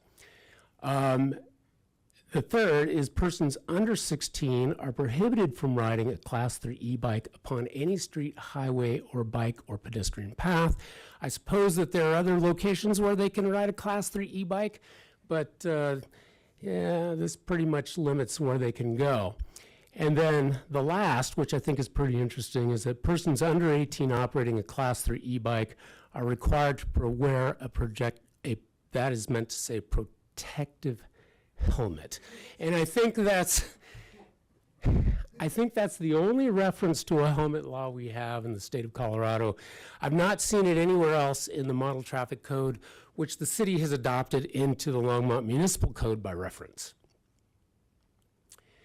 And so I actually am not an expert in e-bikes. I didn't know much about them or the trends. I think anecdotally, I think we all know that e-bike usage is on the rise. But I did reach out to the folks at the state, and they were able to connect me up with some interesting information. And some of what they provided is here. So e-bike market size is expected to more than double from 2023 to 2032. And the source for this information is the Colorado Energy Office. Then in 2022, e-bike sales outpaced electric car sales, and the U.S. imported 1.1 million e-bikes in 2022. And though this source comes from the Light Electrical Vehicle Association, and it's an estimate, but this was reported in a Forbes article in October of 2023. And then the last one on this is that there are currently 163 incentive programs to purchase e-bikes nationwide. And so in Colorado, there are 27 e-bike incentive programs, and that's second only to California with 46. And this is from the Climate Action Center. So the Colorado Energy Office projects that e-bike tax credit program resulting, let me back up. So there's a projection that there will be about 150,000 e-bike purchases through 2032 as a result of an e-bike tax credit program, and that comes from the Colorado Energy Office. And then the next one, 6,455 e-bike rebates were redeemed through the statewide e-bike rebate program through June of 2024. Again, that comes from the Colorado Energy Office. And then Denver has their own program, and since 2022, Denverites have redeemed 9,169 e-bike vouchers through the city rebate program. And the source for that, it was the Denver Gazette. That's all that I have. again, I'd be happy to answer your questions. Like I said, I'm not really an expert when it comes to e-bikes, but I can do what I can to answer any questions that I have knowledge of. Yes. Yeah, I want to ask you quickly, how are electric golf carts treated? Are they e-bikes or something different? Electric golf carts are regarded as electric golf carts. So they are distinct from slow-moving vehicles, and they're not permitted on the city's roadways. There is a different definition for slow-moving vehicles, and it's actually within the model traffic code, but it's distinctive from golf carts. So, to confirm, golf carts are not allowed on Longmont City streets? That's correct. Great. Okay. What I was interested in knowing, I believe Commissioner Poland next. Yes, that worked. E-scooters, I'm going to call them e-scooters.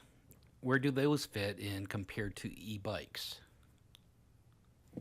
So e-scooters are, I think that there is a separate classification within the model traffic code for, I think they're called e-micro mobility or maybe e-scooters even. That part I'm not 100% sure about, but I do believe that there is a classification for them. And how does the city differentiate? Does the city differentiate between the two then?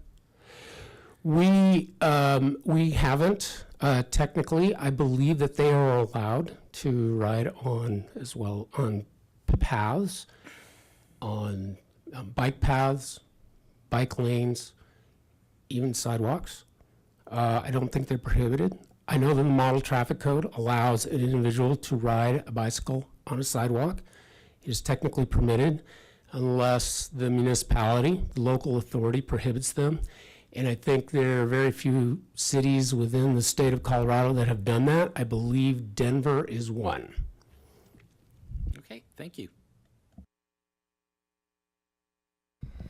Thank you. I'm going to shift a little bit back to the stats and away from the rules here. Can you go back to the slide on the number of, in terms of the rebate? Yeah, this is perfect. So the Colorado Energy Office projects that, and this is correct, projects, not protects. Is that?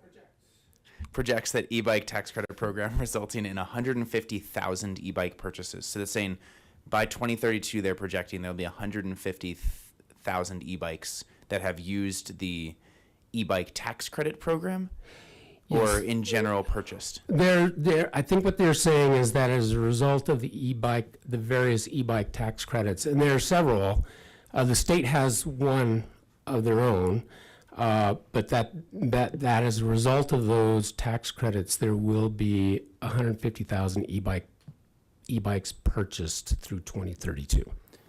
Got it. Okay, that is helpful. Part of the reason why I suggested we have a study session on e-bikes and bikes generally is, I think since Envision Longmont was approved and, since some of the code standards probably have been approved, this is a dramatic change in a major use of transportation here, and one that, considering we don't have rail service and a lot of other options, putting the ride microtransit aside and a few other bus routes, I think biking around Longmont is an increasingly popular way of getting around if you're not going to be in a car, especially when it's not during a polar vortex. And when I look at this, so I look at the stats in 2020, just for perspective, I believe the state of Colorado had about 1.62 million automobiles registered. And so if we're assuming 150,000 e-bikes by 2030, again, different timescales here, but that's about 9% of the 2020 amount of vehicles registered in the state of Colorado that we'll have not in Longmont per se only, because the 1.62 million vehicles are not just in Longmont as well. But when you think about the distribution across the state, I expect it'll be disproportionately higher in cities with good bike infrastructure, much to our credit there, and particularly probably cities on the Front Range as well in a greater urban area. So I think this is a really important thing for us to get ahead of and get right. As a city, in terms of the sheer number of these vehicles that are going to be part of our multimodal transportation infrastructure, or just transportation infrastructure, period, multimodal or vehicular. So thank you for sharing that. I'm excited to get into the second part of this as well, but I'll pause for now. Thank you. Any more questions? Going to Commissioner Pollan's question, what about how are other motorized vehicles such as those motorized longboards or one wheels classified here in Longmont? Are they toy vehicles? So the state does have a classification for something like toy vehicles, like a skateboard, for example, and we think that the one wheels are lumped into that same classification. So technically, they're not really allowed to be ridden out on the streets, as far as I know, and in your own driveway would be okay. But there are some pretty significant restrictions in terms of where they can be operated. But whether they're enforced, that's a different matter.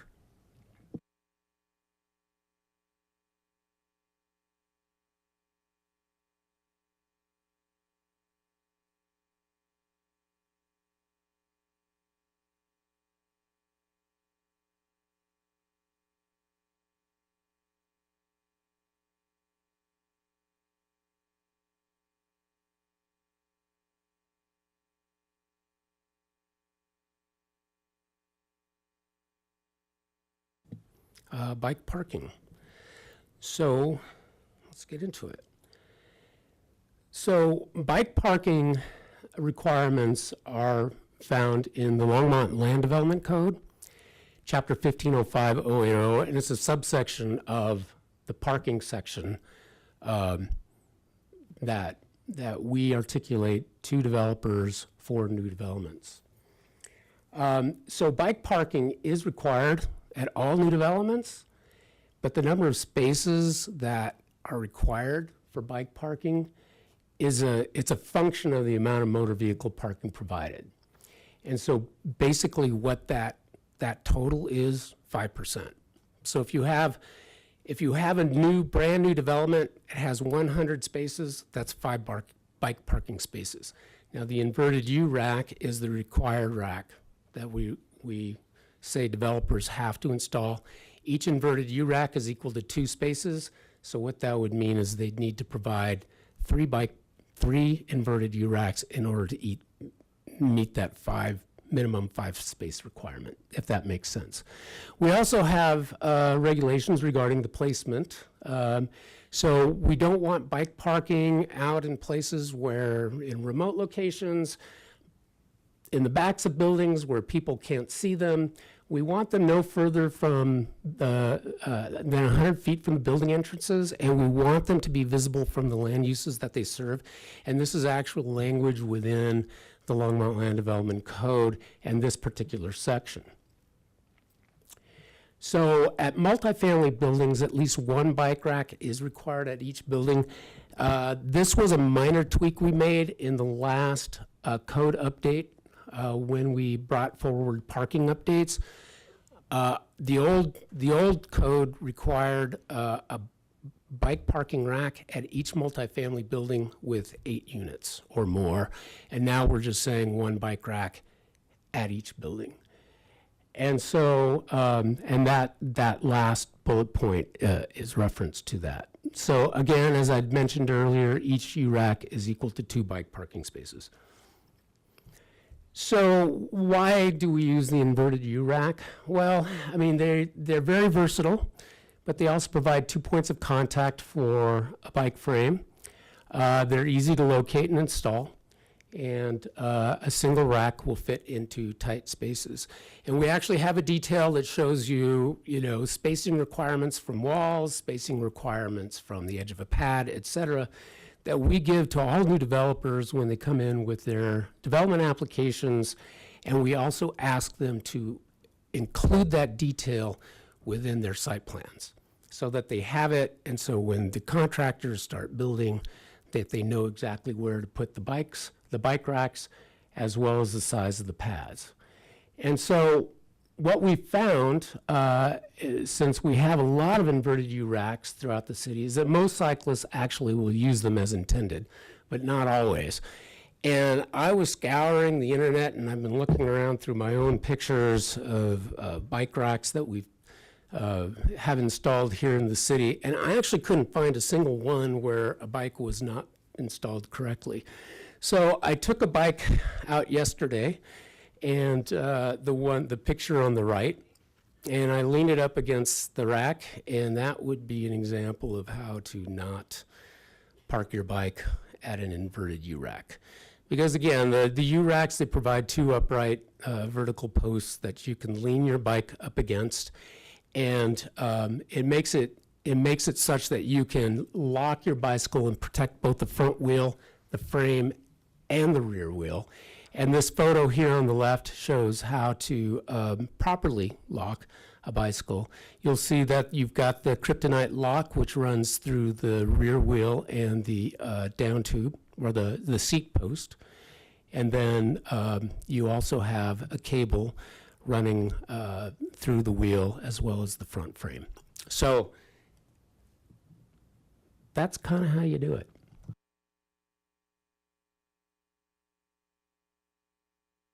Some disallowed bike parking racks are wheel benders, and these are really common in schools. And the reason why I think they use them is because you can park a lot of bikes in a very short, very small space. The problem is the way that these are intended to be used, and so you'll see here that the bikes, they stick their wheel through one of these upright slots. Well, as the informal name of this bike rack implies, is that if the bike falls over, it may bend the wheel. It won't always happen, but most experienced cyclists do not like to use these racks. And then another common rack that is used is a wave rack. And like the picture implies, just don't. But wave racks are designed for you to lock a bike at a right angle to the rack, as shown here in this photo, but the racks fall over because they only have one point of contact.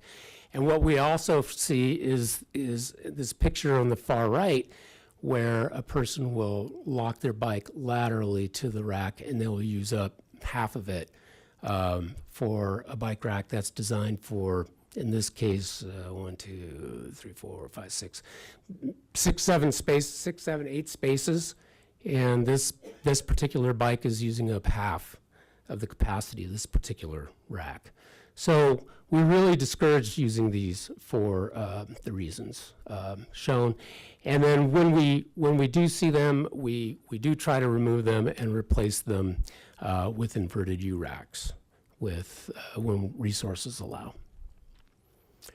So what's missing from the Longmont Code, and this is something that's been brought to our attention by members of the Bicycle Issues Committee, is that there's a lack of cargo bike parking requirement in our land development code, and we admit that.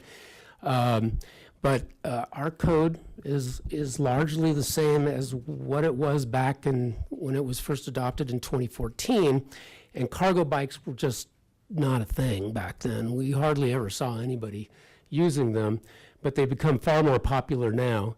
And as you can see by this photo on the left, they do look somewhat different than your standard typical U-rack. And then the other requirement that we're missing in our code is covered bike parking, and that's one feature that that's been brought to our attention as well. And that's it. With that, if you have any questions.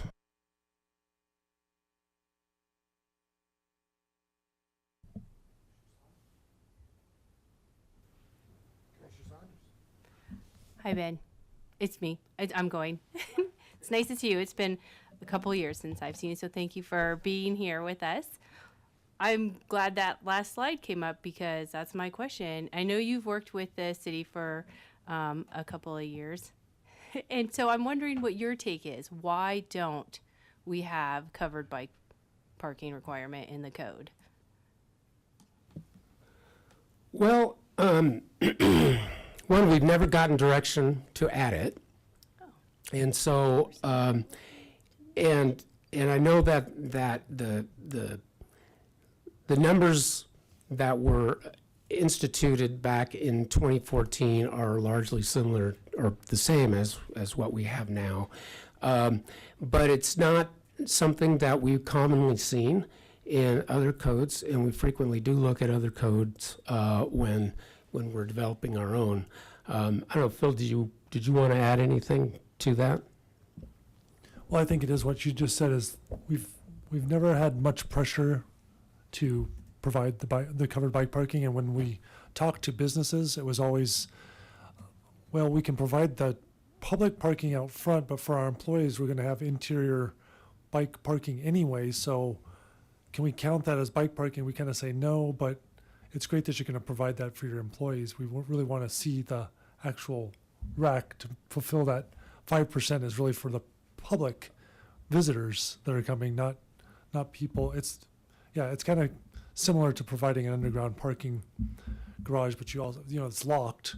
Nobody else has access to it, so it's not really public parking. So those kind of things have kind of pushed us toward the idea of how is this made to be affordable for most developers to do bike parking or covered bike parking for all of those different areas.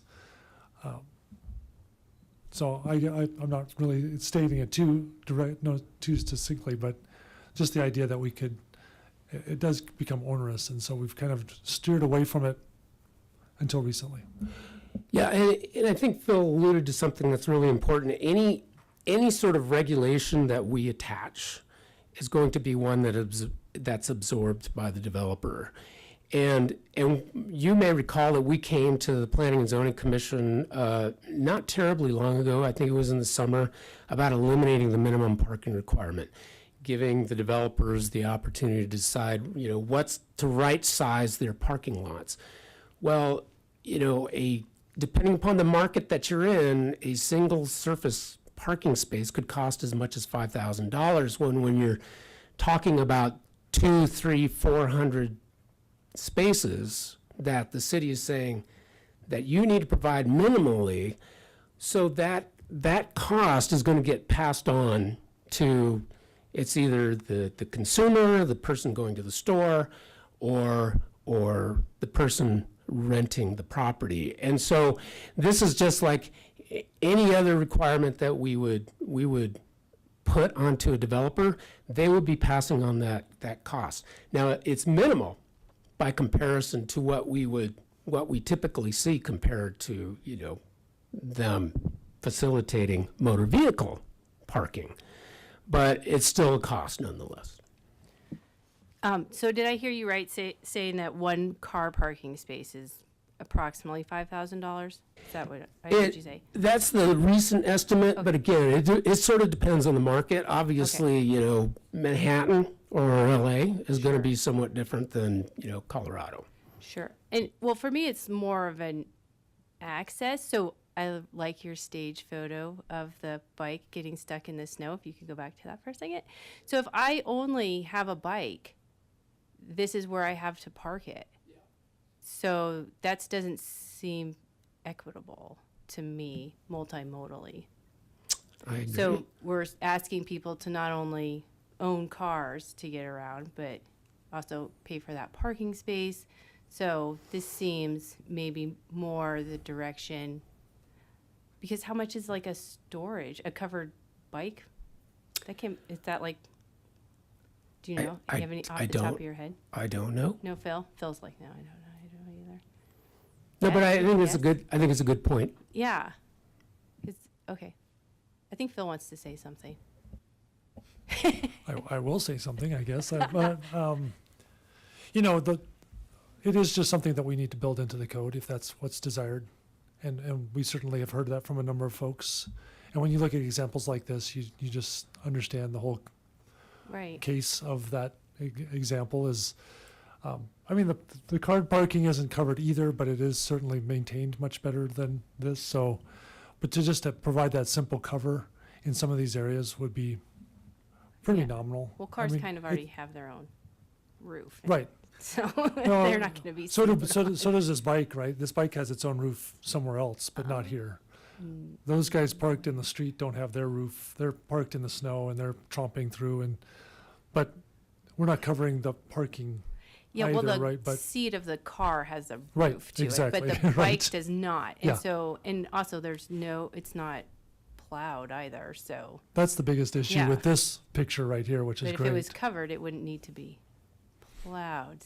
Yeah. So, okay. And we're working with a different Yeah. bunch of different things. We're not just considering bicycle parking coverage. We're considering like more coverage for even waiting for transit. So Yeah. we're trying to look at it holistically, Together. that there's a bunch of different things that Great. need to have some type of shelter, especially when we're talking about heat exchange and the heat issues. So Yeah, and just storms like this. yeah. So heat and cold. So are you seeing that from the developers now that they don't have that required parking spaces and they're saving that thousands of dollars per parking space, that they're excited to do more covered bike parking and transit stops where either more grant space? Well, and that's again what we need to start implementing these into Yeah. our standards so people, Yeah. nobody knows about it. Nobody's going to build more unless they hear from And their then- unless their they customers. have to? Yeah. Oh, so either have to or your customers Yeah. are making you do it. Yeah, that's the rub. All right, thank you for giving your 2 cents on that.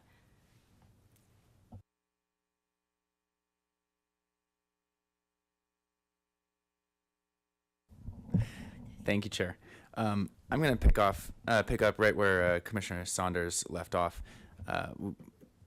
She and I had a kind of partnership tag team discussion for the Ziggy's proposal that came before this commission. I want to say that was in August, but I could be.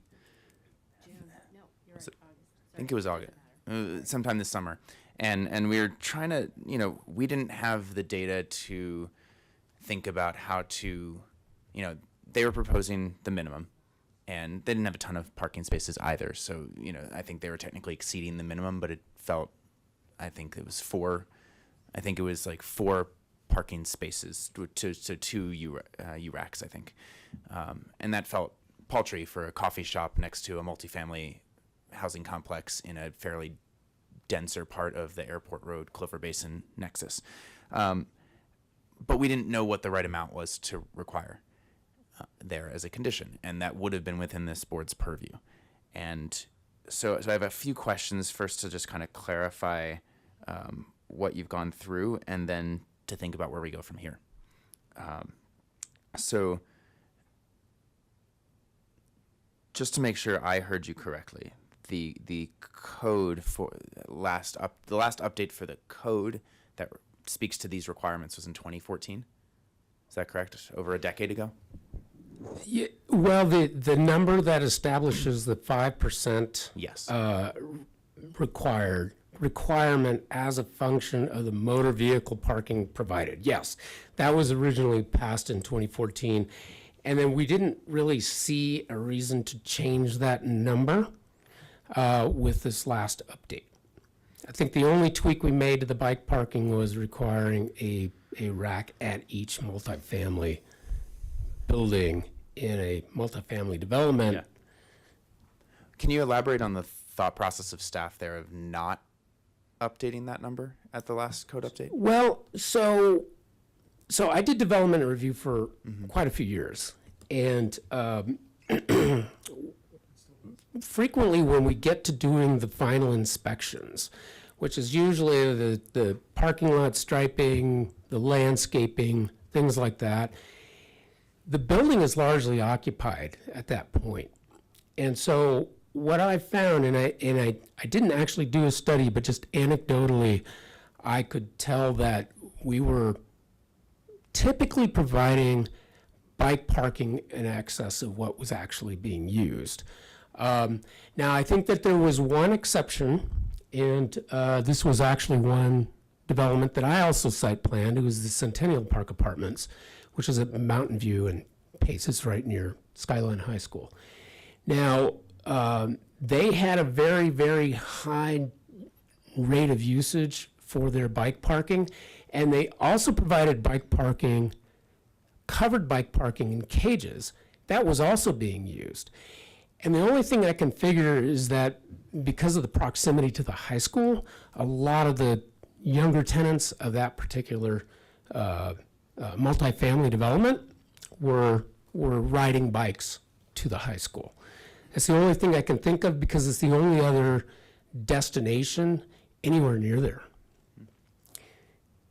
But I think that just, again, anecdotally, we've not heard that that number is not adequate. Now, we could go out and we could count bikes, and we could bike racks, and we could count bikes, and we could formally elaborate whether we're on the mark with that number, or we're a little low, or we're a little high. But so far, we've not heard that the amount of bike parking that we're requiring isn't adequate.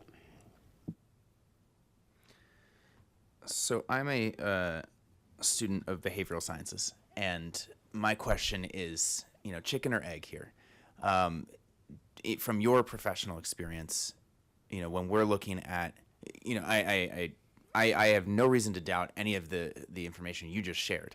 The question is, if you build more bike parking and offer different types of bike parking, to Commissioner Saunders' question and what you were sharing on the, covered parking options and the cargo options, if you build more of that, does that encourage more use of those types of racks?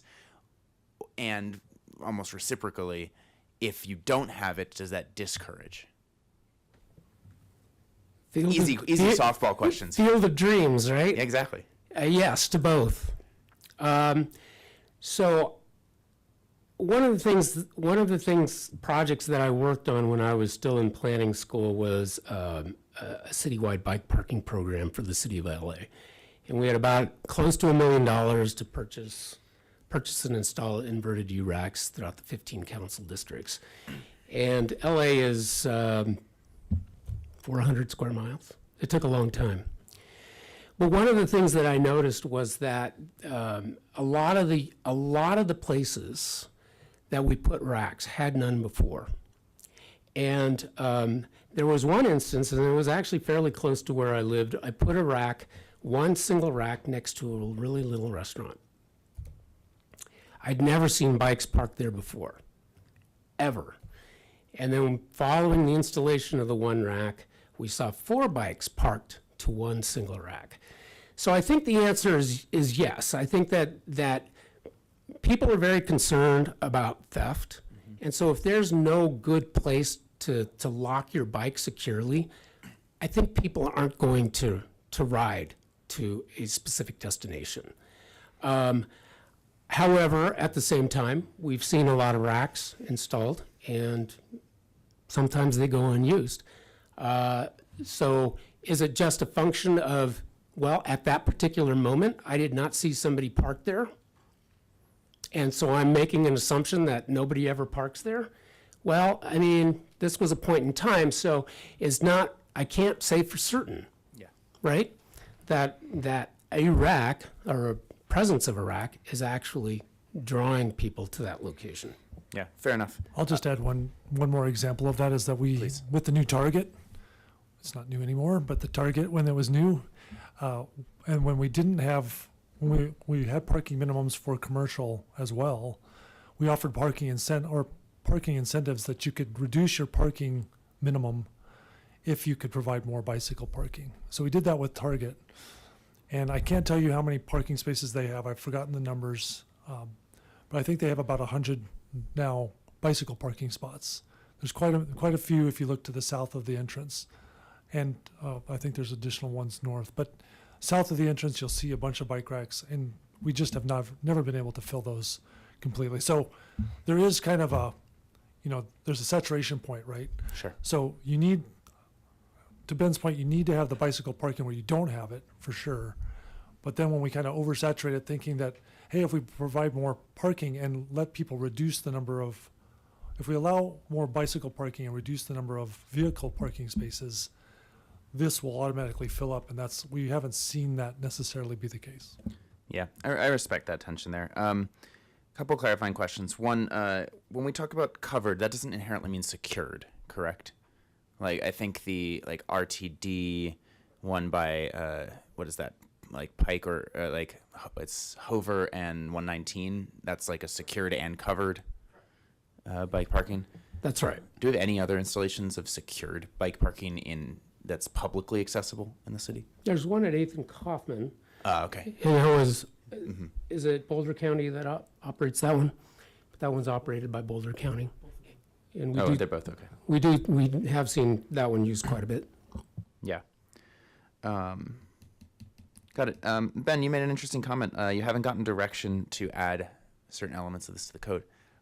Maybe this is a question for any of staff. Who would you appreciate that direction from? Is that a question for the Transportation Advisory Board? Is that a question for Planning and Zoning, City Council? An amalgamation of all of those? All of the above, yes. We also have this bicycle issues committee that kind of runs kind of below the radar a little bit, but they've been very helpful in helping us when we do review of certain projects, and they've come forward and said, is there any way they could come to council and request of council some of these issues that they're thinking of with in regard to bicycle and covered bicycle parking? Got it. Yes, Phil's correct. And I think the only body that we can actually take direction from is the city council. And so everybody else would be a recommending body up to city council. So you can make that recommendation up to city council, and then they would be the ones to direct us. Noted. Thank you. I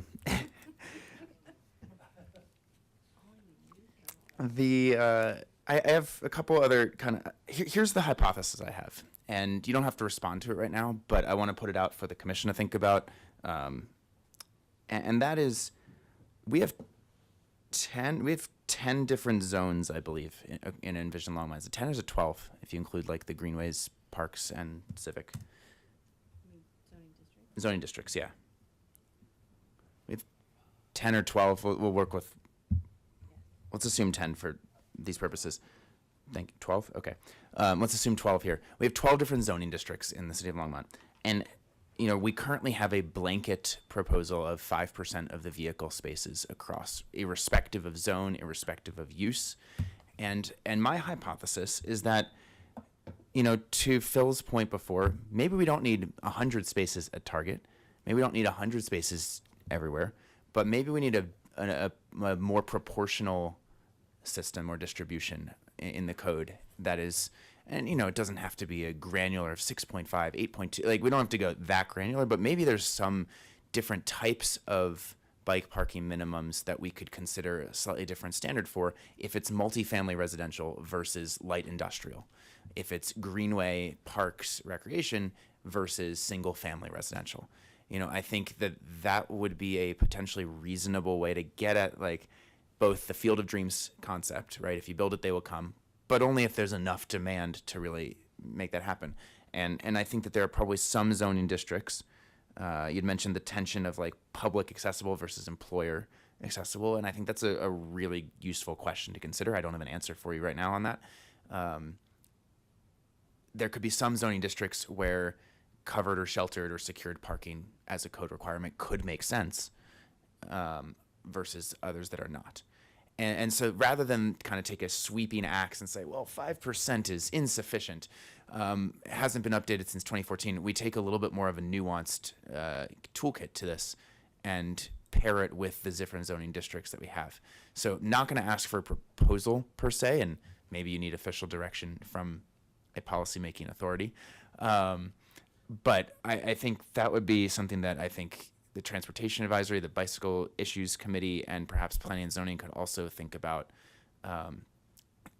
especially as it relates to the different parts of Envision Longmont and what we're expecting to go where. That to me would be a way to say, oh, we're building a new coffee shop. We're expecting a lot of different types of uses to get there. Oh, and it's in a multifamily zone, which that one was.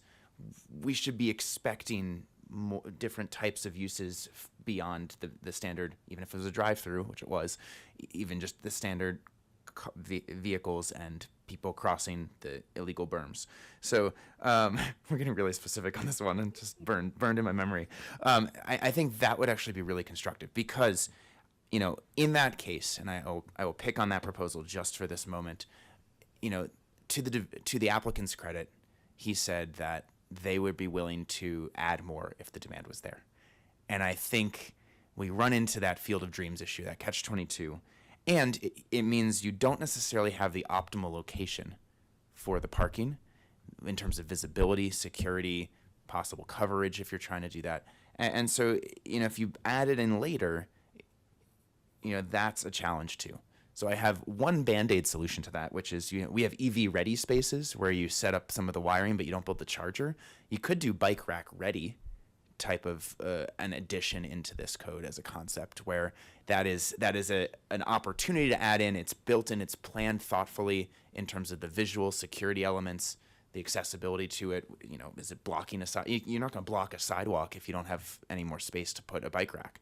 So do we think about, like, this is URAC ready, perhaps, for expansion? Perhaps that's the way to go. Perhaps there are different thresholds based on the zone. But I think that would be something that would be really welcome as we look at these trends. Not just, I mean, we didn't even talk about regular biking trends today, but, you know, the e-bikes are the most dramatic change in kind of personal mobility transportation in Colorado, I think, in generations. So when we look at where we're going there, if, you know, 10% of the motor vehicles in 2020 on the road registered in Colorado will be equivalent to the number of e-bikes that we have in 8 years, 7 years, we should be ready for that. And e-bikes are heavier, they're harder to cart up staircases.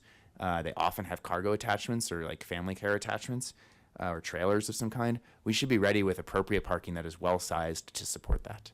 So I would love to hear from fellow commissioners on this, but that's where my head's on at this. And I'll just offer one more tidbit that we don't have to talk through, but in case you're not familiar, the organization's Sustainable City Code offers different chapters and examples of kind of different cities trying different things with their code with regard to sustainability. There is a chapter on bike mobility. Maybe you are familiar with it, but it does have some examples, like I think Davis, California, and was it Madison or was it? Madison, Wisconsin. They have some opportunities and formulas where it's like spaces per dwelling or spaces per bedroom in some cases too, thinking about the number of people. I'm not saying that's the right standard here, but maybe it isn't necessarily tied to vehicular parking spaces either. So just wanted to kind of open up that can of worms, not to solve today, but as something that I think could be really productive to think about, given how valuable the biking infrastructure you're trying to build out in the TMP, and I think is expected in the Front Range of Colorado. Thank you. Thank you.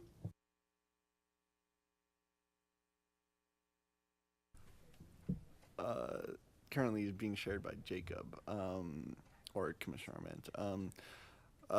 So Commissioner Popkin was talking a lot about the challenges with predicting and building appropriate bike infrastructure. And something I know with our traffic, especially with new developments, we see a lot of very detailed traffic volume, traffic studies for every development proposal. Do we do any data collection on bike traffic volumes or that sort of thing? To my knowledge, we have not. I don't know whether the pneumatic tubes that count motor vehicles will also count bicycles. Phil, do you know the answer to that? The answer is not well. Okay. Yeah. So we have, there's some capabilities out there to do some counts.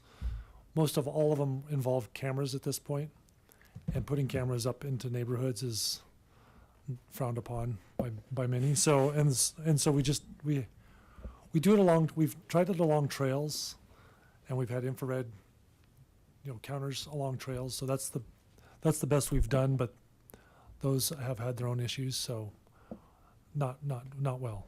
Okay, so we really don't have a good way to model bike traffic to inform future development.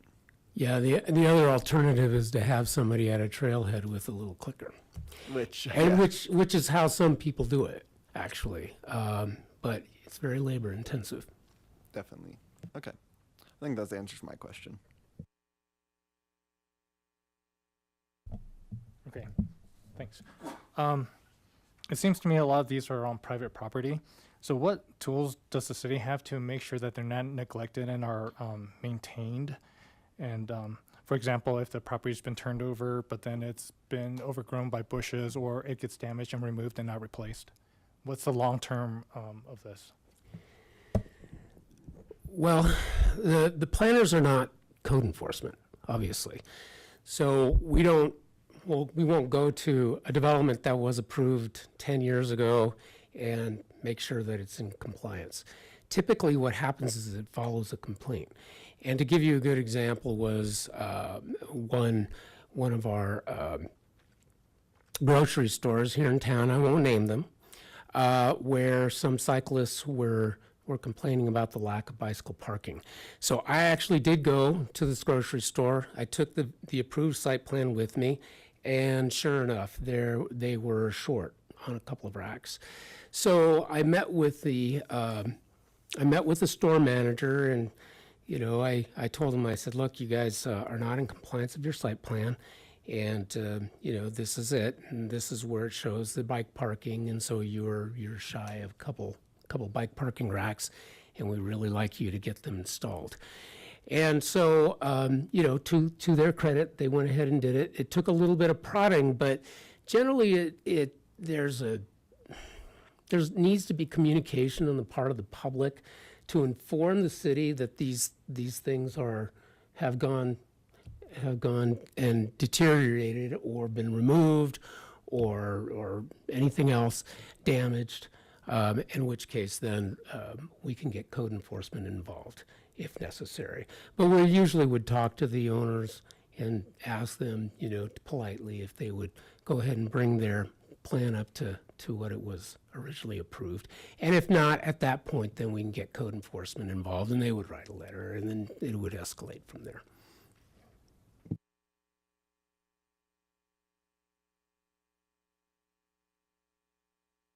Oh, very good. Ben, so we have national standards for car traffic so that when a new development going in, depending on the type of development it is, they run the numbers based on this national standard that says so many trips per this type of unit. Is there anything like that? First of all, anything like that for bicycles, for trip generation? Not that I am aware of. Phil, do you know of any source? No, it's more based on every city has basically a different mode share. Okay. So like Boulders is very high for bicycles, so they count it as a percentage of the share of the mode. Okay. For parking, so when we had a parking minimum, was that based on some national standard? Yes, so ITE Parking Generation, they go out and they will observe different, so they might go out and observe 20 multifamily developments. And they will say, based on those 20 multifamily developments, we're seeing X number of cars parked on average in these lots, and versus a certain number of parking spaces. So they're able to come up with a ratio. And so that does exist. Which means basically our bike minimum used to be tied to the car minimum, which was tied to a national standard. Now that we're removing the minimum, should we still have some kind of bike minimum? Because it may be unfair to tie Yes. a bike standard to a car standard that we no longer have a standard against. Right. So, correct. So in our parking code, we don't have the minimum parking requirement for motor vehicles. That's gone. We now have the parking maximums. We still have retained a minimum parking requirement for bikes, for bike parking. So a minimum of at least one bike rack is required. But generally what we've seen, and we've had quite a few of these developments come in since we've eliminated the minimum parking requirement for motor vehicles, we've not seen any developments come in with zero parking. So they're still providing 50, 60, 100, 200 spaces, depending.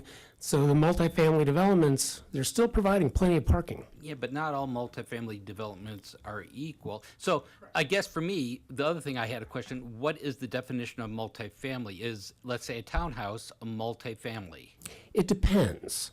So the definition for multifamily would be 5 attached units. Okay, And anything less than that would be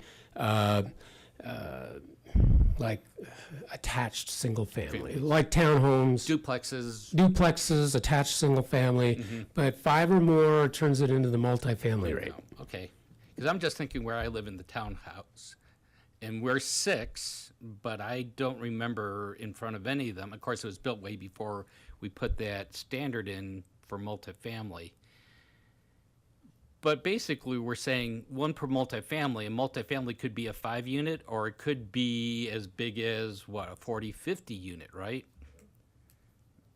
I'm just thinking maybe down the road, whoever thinks about this thinks of per unit rather than per definition of a multifamily. So that's just my thoughts. But thank you for the presentation. Yeah, those are very good thoughts. Thank you.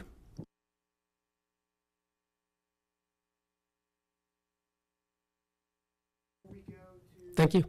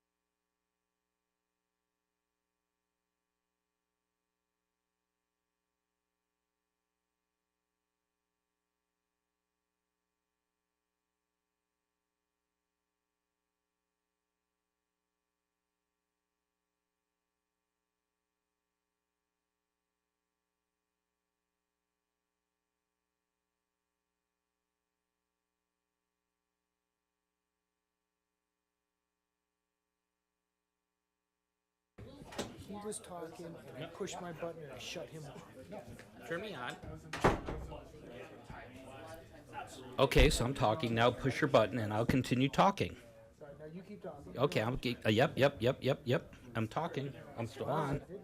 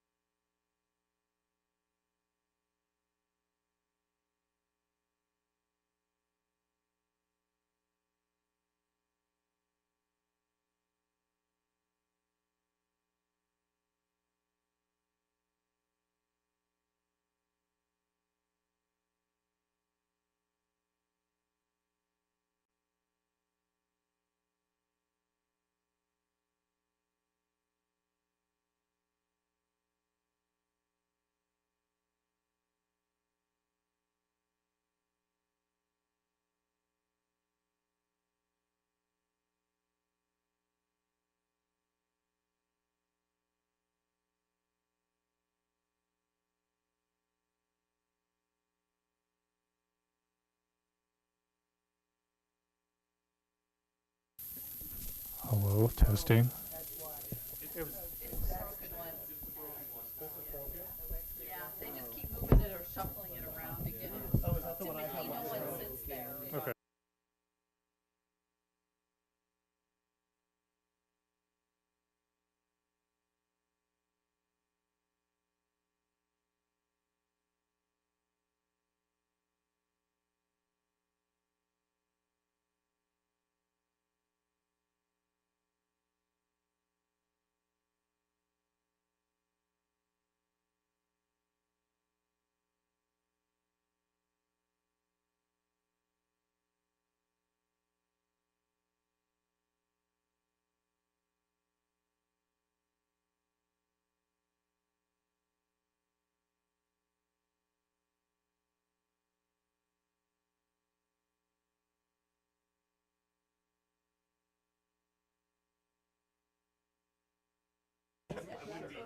All right, we're 5 minutes over. Hello. Hello, we're back in session, talking about urban renewal authorities, or authority. Yes, so my name's Tony Chacon. I'm a redevelopment manager in planning and development. I want to apologize first off, right at the outset here, after such stimulating presentations you just had. This is going to be dry as heck, man, so trust me. So what I'm here to talk about is to let you know about urban renewal, because I'm sure you've heard the terminology, how it applies to Longmont, and how it applies to 3 entities, one being the Urban Renewal Authority, the second being the city or the municipality, and the third one is the Planning Commission. They have a statutory role, but it's very explicit, so we want to bring that to your attention, okay? So let's just go about urban renewal in Colorado state law. So urban renewal is directed by state statute. It is not directed in any capacity by the city charter or any of the city code. So when you're looking at how it operates, the Urban Renewal Authority has to operate under the state statutes and its allowances. It serves as a governmental entity unto itself. So again, the city of Longmont will not run the Urban Renewal Authority. It is a separate entity. They effectively run under the state statutes under their own rules and bylaws. They establish their own bylaws. So the city, under the state allowances, created the Urban Renewal Authority. It's known as the Longmont Urban Renewal Authority. We shorthand it to LURA, L-U-R-A, and it was created in 2005. And actually was created relative to the lower downtown and Sugar Mill area. That was the first area that the city wanted to drive forward with some improvements. The authority is created. There are 11 members. So state statutes say you have to have at least 11 members, up to 13.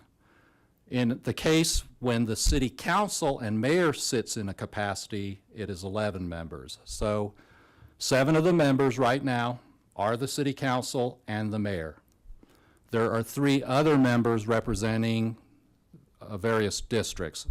1 is a school district, 2 is a county government, and the third one are a collective of other special districts. They have to get together and pick somebody. So anybody heard of metro districts, general improvement districts, all these other districts?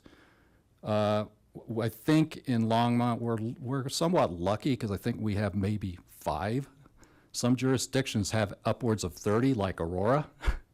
When I worked Aurora, I think there was actually 35 districts that they had to get together, which they never did. And then the last person is what the statute requires is that you can't have an even number. And so the mayor can appoint an individual from the community, and to tell you the truth, can be from anywhere. There is no requirement they be a part of the community, but it does require the consent of the city council for them to be appointed to that board. And one important element, the authority is not a taxing entity. So they cannot institute a property tax mill levy against any properties within the urban renewal area or the city itself. So their money comes explicitly from revenues that are actually generated from the existing districts and their mill levies. So what is the statutory role of the city in urban renewal? So number 1, any area that they intend to designate as an urban renewal area or possibly designate, they have to conduct what is known as a blight conditions survey. And it's very explicit in the statutes. There's, I can't remember, 13 or 14 criteria that have to align, and out of that, an area has to have at least 4 of those criteria before it can be designated as an urban renewal area. Now, you might ask, what are some of those conditions?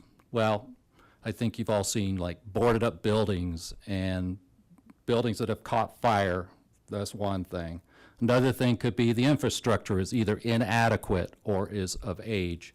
Another one could be it be totally lacking infrastructure, or it could have environmental conditions on it. So there's a multitude of conditions that can be applied. And then the city council, it's their responsibility to then designate an urban renewal district. And so they have to make a finding that the area was blighted first, and then they can designate that district. And just for your information, the city currently has 2 urban renewal districts that were established in past years. The council is also responsible for the preparation or I should say the city is responsible for the preparation of an urban renewal plan, and the city council has to approve the urban renewal plan. And here's the Planning Commission's role. The role is limited to the review and recommendations as to the urban renewal plan's conformity with the community's general plan or comprehensive plan. In this case, it would be Envision Longmont would be the plan. So that's the only thing the Planning Commission gets to do as it pertains to the plans that would come forth. Now, I'll tell you, there's 2 means that plans could come your way. Number one is if a new urban renewal area were to be created, that would require a plan to be prepared, and that would come your way for review and your recommendations. The other way, on our 2 existing urban renewal areas, if we proceed with what is known as a substantive change to the plan, which usually means that you're going to start collecting tax increment, you're going to change the boundaries of the district, or there is a major change in the land use you originally intended. In that case, you do have to do an amendment that goes through the same process, and then would come to the Planning Commission for that recommendation, and then eventually approval of the City Council.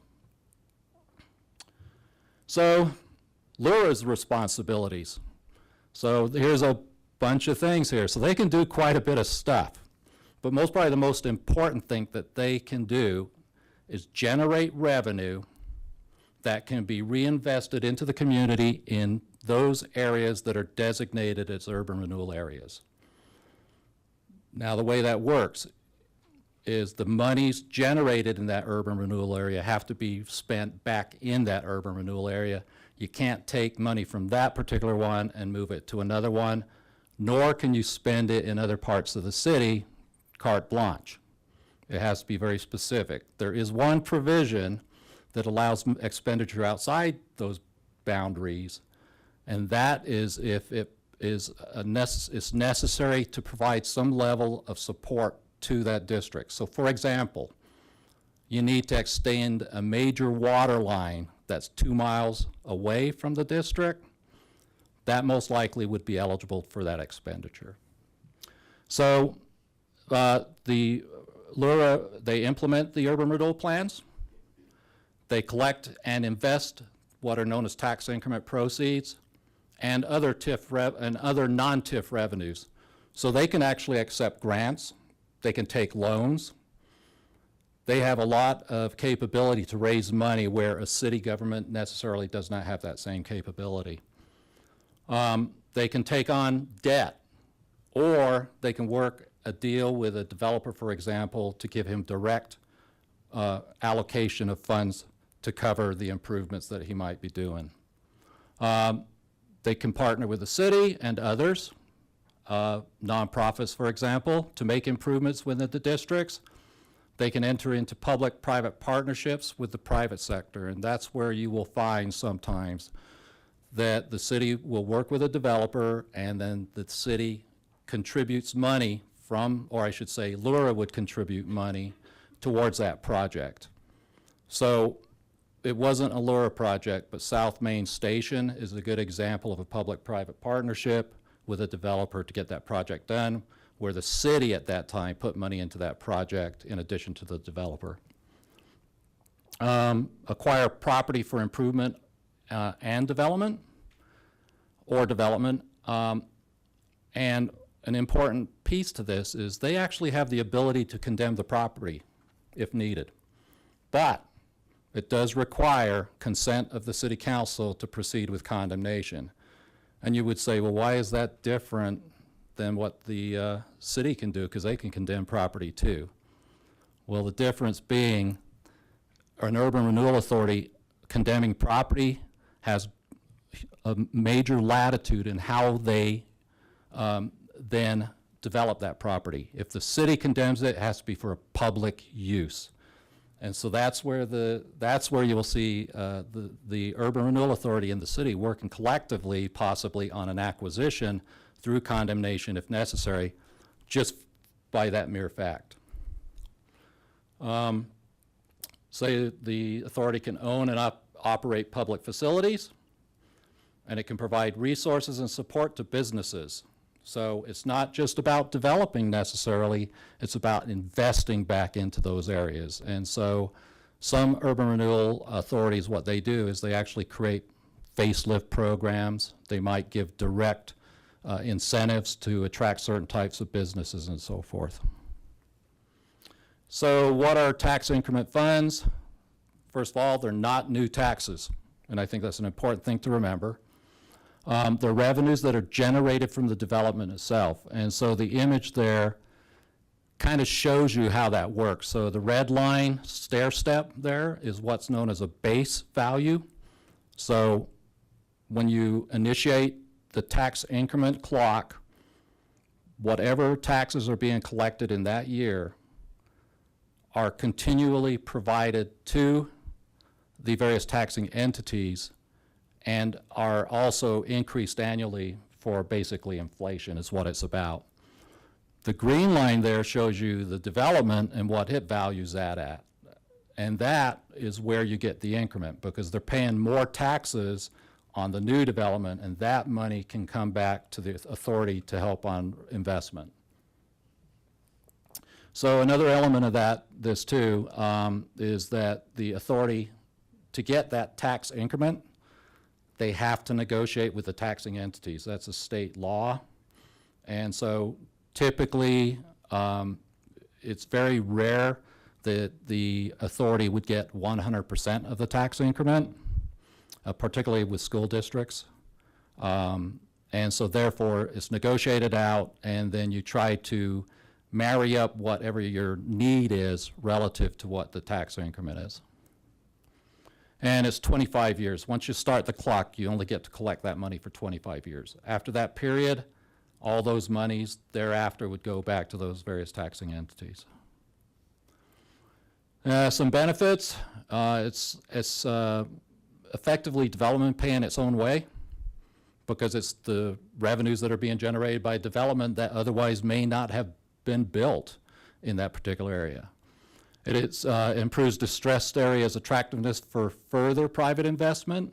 So it could attract people that are willing to do a development themselves without any incentives. It improves the health and safety and welfare for residents and businesses, levels the economic playing field with greenfield development areas. And I can tell you right now, usually in urban renewal areas, land costs alone, combined with the cleanup requirements on some of these properties, makes it much more expensive than if you go buy some farmland out on the periphery. So you can offset that. And then it improves the economic prosperity in the district, of course, and then hopefully for the city in its entirety. So I mentioned the two urban renewal areas that are currently in place. The first one there on the left is the Southeast Longmont Urban Renewal District. That was the first one created in 2006. You will notice that the district actually includes those properties outlined in red. And you would say, well, they're not contiguous. Well, there's nothing that says that the properties have to be contiguous to be within an urban renewal district. you may ask, well, why was it done in this case? Well, that is because back at that point in time, the city had an interest in possibly redevelopment of the sugar factory. So yes, the sugar factory's been talked about for many years, and as far back as 2006, relative to this plan.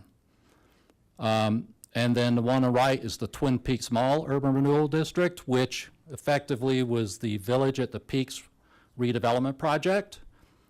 Although that area outlined in blue represents one of the TIF districts, and the rest of that area, there is the opportunity to go ahead and do some additional TIF districts if desired. So with that, I'd like to thank you, and I don't think there's any time for questions. It's past my bedtime, but I know you have some, don't you?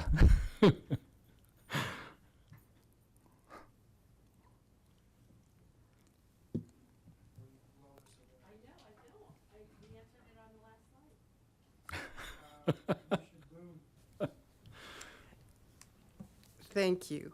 Thank you for the presentation. And I'm going to ask the same question that I asked last week, and I wish Phil were still here. Can we get a link to the copy of the slides? Just for Oh, our yes, records? we can make those available to you, yes. And also the other two presentations as well? Yeah, we can provide the last two as well. I mean, there's a lot of work that goes into these, and it's just really nice to have them at my home. Absolutely. Thank you. More? Commissioner Popkin? I knew that was coming. Thank you, Chair. Is it pronounced Tony? Am I saying that correctly? I don't know. Thank you for the overview of this. It seems like that our standard role is fairly well represented here, making sure that whatever plans come forward here align with Envision Longmont. Is there anything that's related to the planning and zoning? The other thing that we usually consider are the development review criteria. And I guess what I wanted to ask is that relevant at the stage when urban renewal plans come through? Or is that more of like I don't want to say concept plan. Is it more like annexations come with a concept plan too. Is there any other process that we see that's like this, where it's just Envision Longmont or the comp plan that's considered? Or is this a distinct process where the urban renewal plan itself is just a different animal that we are Well, thinking? it's a different animal, again, because it's created by state statute. Yeah. And so that's why you effectively cannot step outside the boundaries of that. You'd be in violation of the statutes accordingly. So try to keep it within. So what it does allow, though, is if you do not feel it is in alignment in some capacity, that's where you can offer recommendations as to bring it into alignment with the comp plan. Gotcha. And so the plan would be coming from whom? The Urban Renewal Authority? No, it actually will be coming from city staff. Gotcha. Okay, so Again, it's a function, the plan itself is a function of the city government. I know it's real confusing. State legislatures, it can be. I'm just trying to get the web here. So the city can create an Urban Renewal Authority. They already did. They already did. Yeah, but hypothetically, like in the grand scheme of things, yeah. City created. We can speak in present. The city created an Urban Renewal Authority. That is now its own entity governed by state law. Right.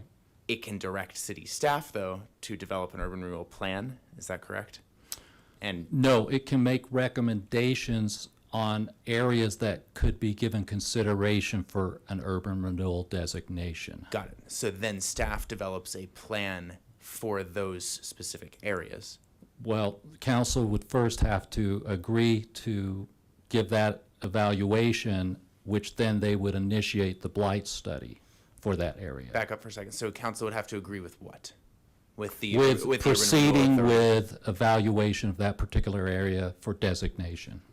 Got it. So after the Urban Renewal Authority sends it to the city council, and city council says, yeah, we agree with this direction, That then goes to staff to develop a plan for. Staff then sends. The blight study first. Cor- You can't proceed with the plan until you get the blight study affirmed first.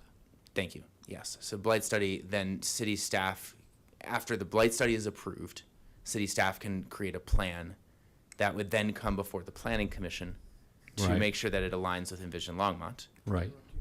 Of course. Who approves the blight plan? Who approves it? Yeah, how does that get reviewed, approved, or city council just makes a determination? Yes, just city council. That's a determination. Yeah, so they'll make, so the blight study is usually conducted by either cities, it can be done by city staff or a consultant. And then that's just presented to the city council with its findings and makes a recommendation as to the determination whether or not blight conditions exist. But then it's incumbent on the city council under a resolution or ordinance to determine that blight conditions do exist, and therefore they intend to create the urban renewal district. Then I'm gonna say something stupid. You No. might not know the answer to that. Is there? The question is, to challenge that, is that a Rule 106 action? Colorado Rule of Civil Procedure 106, which allows someone to challenge an otherwise non-reviewable determination by a government through a certain court proceeding. Is that how that would be challenged? The city's determination in an area is blighted. I don't see any other, in what you outlined, any other way for that to be. I'm sure, because it's all statutory, if Yeah. there's a provision in the statutes, I assume somebody could Okay. pursue that route. It's very rare, though, because it's very hard to, again, the survey doesn't say that every piece of property has to have a condition on it. It says the area that you create the boundary, you have to show 4 conditions. So there could be 1 on this property, 1 on this property, 1 on this property, and 2 on this property, and then the rest of them don't have blight. Yeah. But what this does, it's still in a hearing process, so persons can object and can ask that they not be included in the urban renewal district. Thank you. Yeah, of course. Chair Height, that was a good tension. I appreciate it.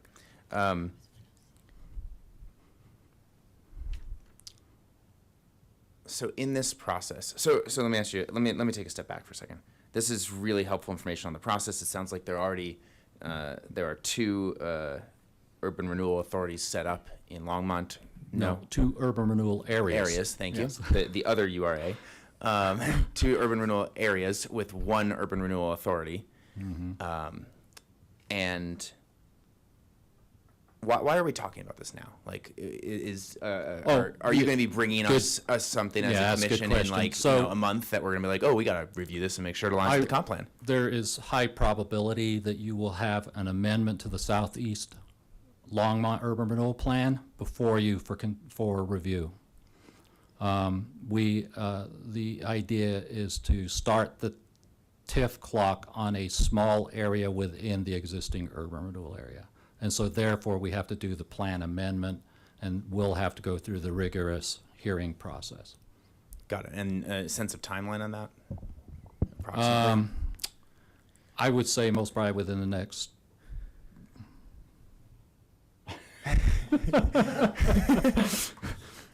well, he knows he's always telling me you have a crowded agenda. So most probably, I'd say possibly 45 to 60 days. Okay. So Somewhere in there for that one. And there's a possibility of a second one as it pertains to the Twin Peaks Mall urban renewal plan for a redevelopment area that's where the old Walmart used to be. So those are the 2 of the possibilities coming forward here in the near future. So this is very timely for the Planning Commission here, and that's one reason we wanted to get to you to understand how the Planning Commission can fulfill their role in this capacity. Yeah, and honestly, I appreciate that. I think it's helpful for us to digest this and then be able to look at the plan without having to understand this entire process. And even though our role is pretty straightforward in this, understanding how it relates to the comp plan, just understanding what this broader journey is that you Grant and other staff have been going through in So the city. let me point out, so you asked about, development and stuff like that. If a development were to occur in which the Urban Renewal Authority was a partner, does not mean it does not go through the standard city review processes.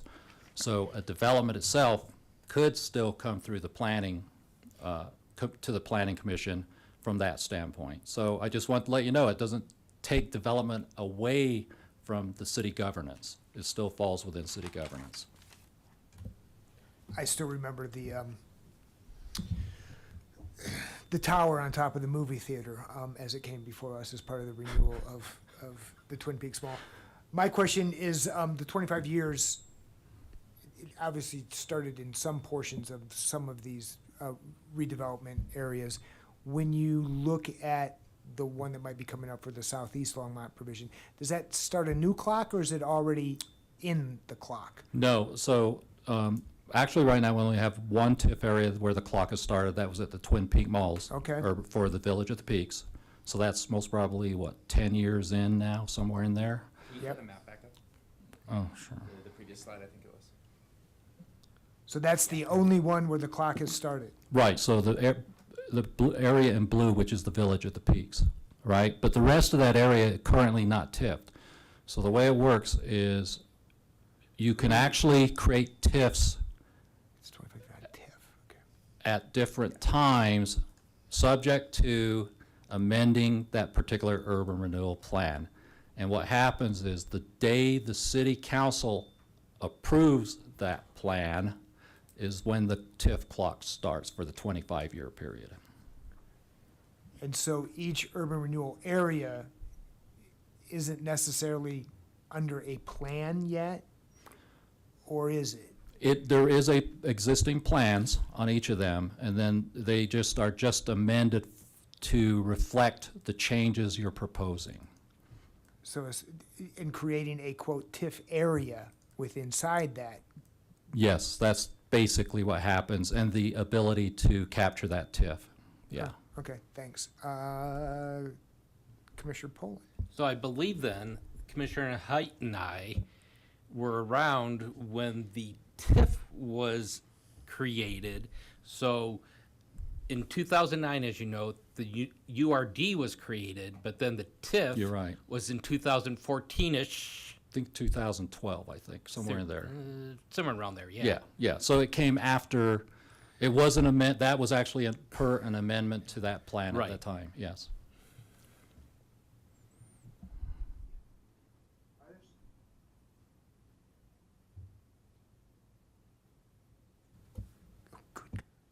Commissioner Mott.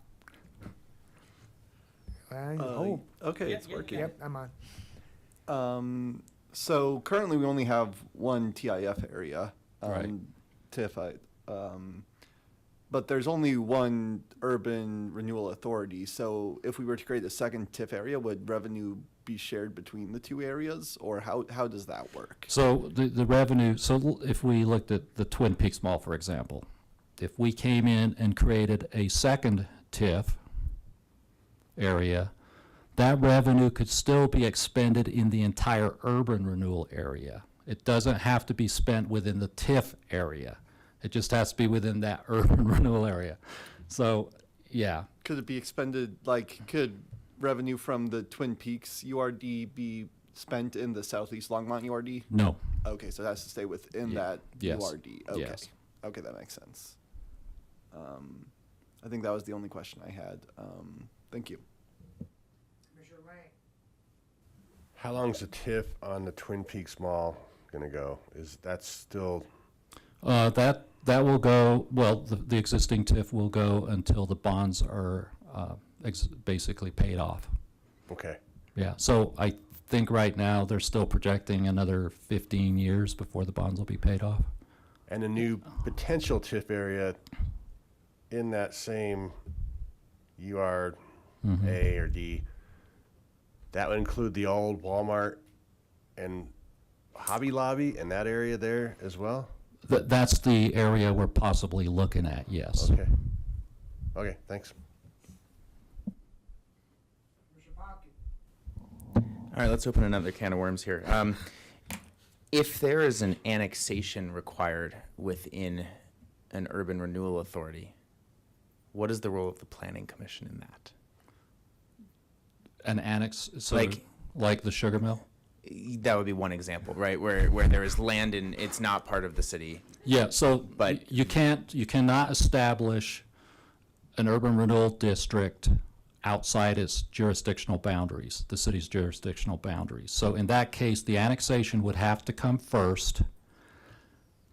That same evening, the council could create the urban renewal district or approve a plan that expands it. So you just can't bring it into the district or create a new district for that particular piece of property until it's actually annexed into the city.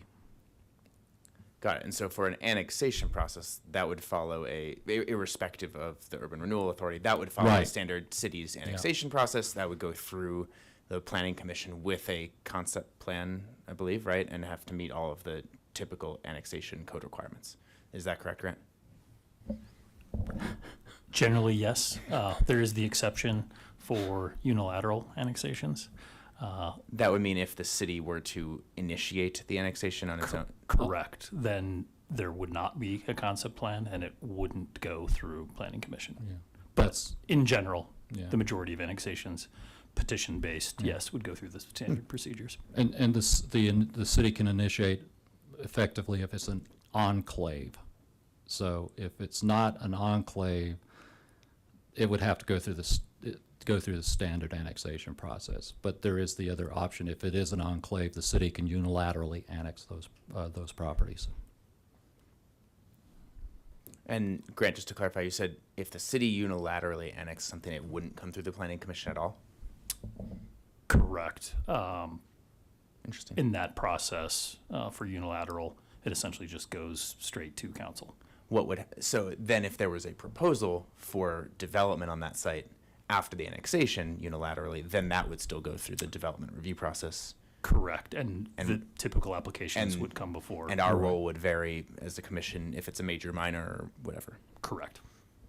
Yeah, again, it would still go through the standard planning processes, zoning, site plan, whatever it might be. Yeah, I was just trying to clarify if like how different this process is for certain aspects of that. Good. Commissioner Mott.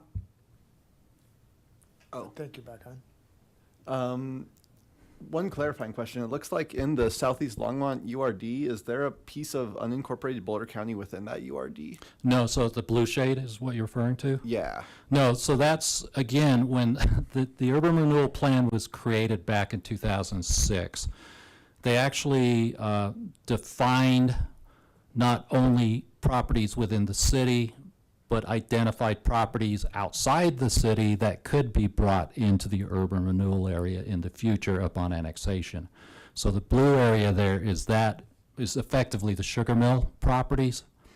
And so the intent at that time was to bring or annex those properties into the city, and at that time, the plan would be amended to annex it into the urban renewal area too. Oh, no, sorry. I was talking about that bit south of First and east of Maine. There looks to be a little blue shaded area. Oh, so that's an unincorporated parcel? Yeah. Believe it or not.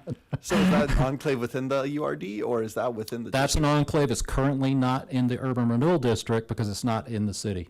Okay. Okay, Don't ask me how that occurred. And I was also going to ask, so if development was to take place within the URD, so we obviously have the applicable city codes and the comprehensive plan, and the URD has a separate plan. Do we need to consider that at all as this board, or is that completely separate? The there was the plan, the URA plan, right? Well, yeah, but you would, the urban renewal plan is not going to stipulate specific types of development at certain locations or anything. It's just going to be broad-based what types of uses we'd like to see in the area. Okay. So that's where you will weigh in if it's in compliance with the comp plan And thereafter, the Urban Renewal Authority will use that for implementation, which effectively is going to say, we're going to pursue this type of development and provide incentives for these types of developments. But then again, at that point, we find a developer that wants to build something, they're going to go through the standard city processes at that time. They would have to be in compliance with the comp plan, they'd have to be in compliance with the zoning and so forth. Okay, that makes sense. Yeah. Thank you very much.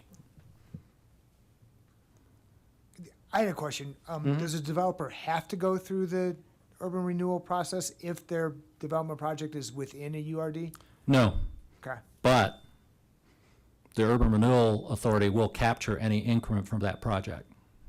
Regardless. Tax revenue, regardless, right? Regardless, yeah, so any development, regardless if they participate with the authority on a development, that money is still captured by the authority. Does that trigger the TIF?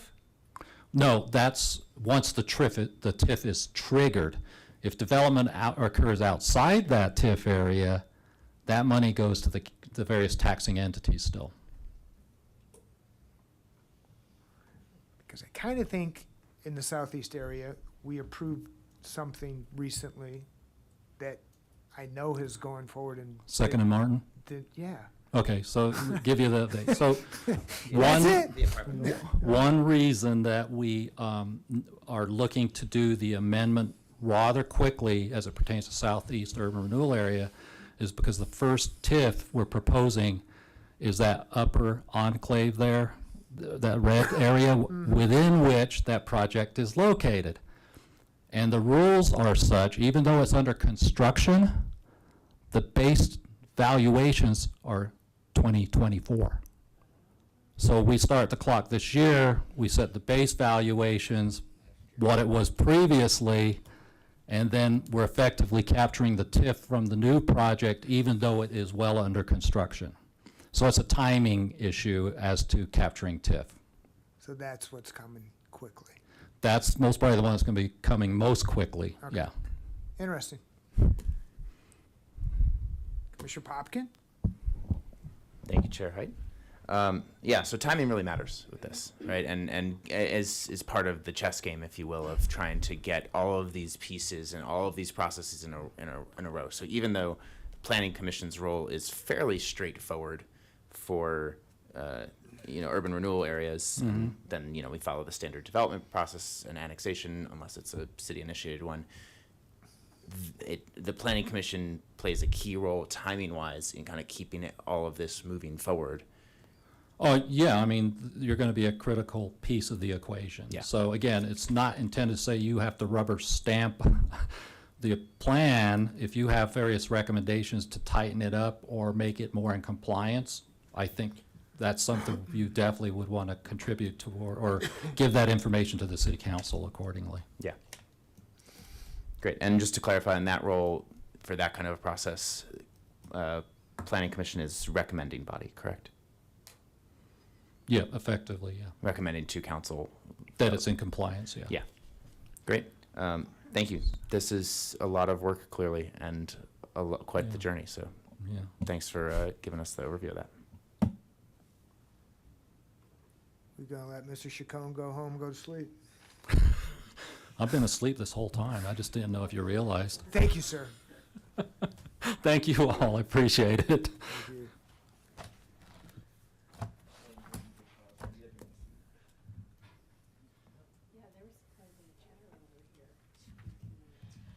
Who? Well, we were having a good time. Thank you again. Moving on. The next agenda item is whether or not there are items from the commission to share with one another. I think Commissioner Popkin, well, wait a second, no. Commissioner Poland is up first. Maybe I'm stealing his thunder, but I just want to thank or congratulate Commissioner Popkin on becoming Councilman Popkin. And thank him for all his contributions over the last 2 years. We'll miss you. I guess maybe we'll see you at some point, but congratulations. Here, here. Thank you. Commissioner Popkin? No thunder stolen.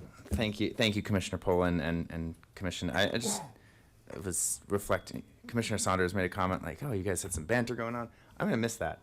I've only been on the commission since start of 2023, but it feels like it's been like 5 years, which I guess would be a full term. But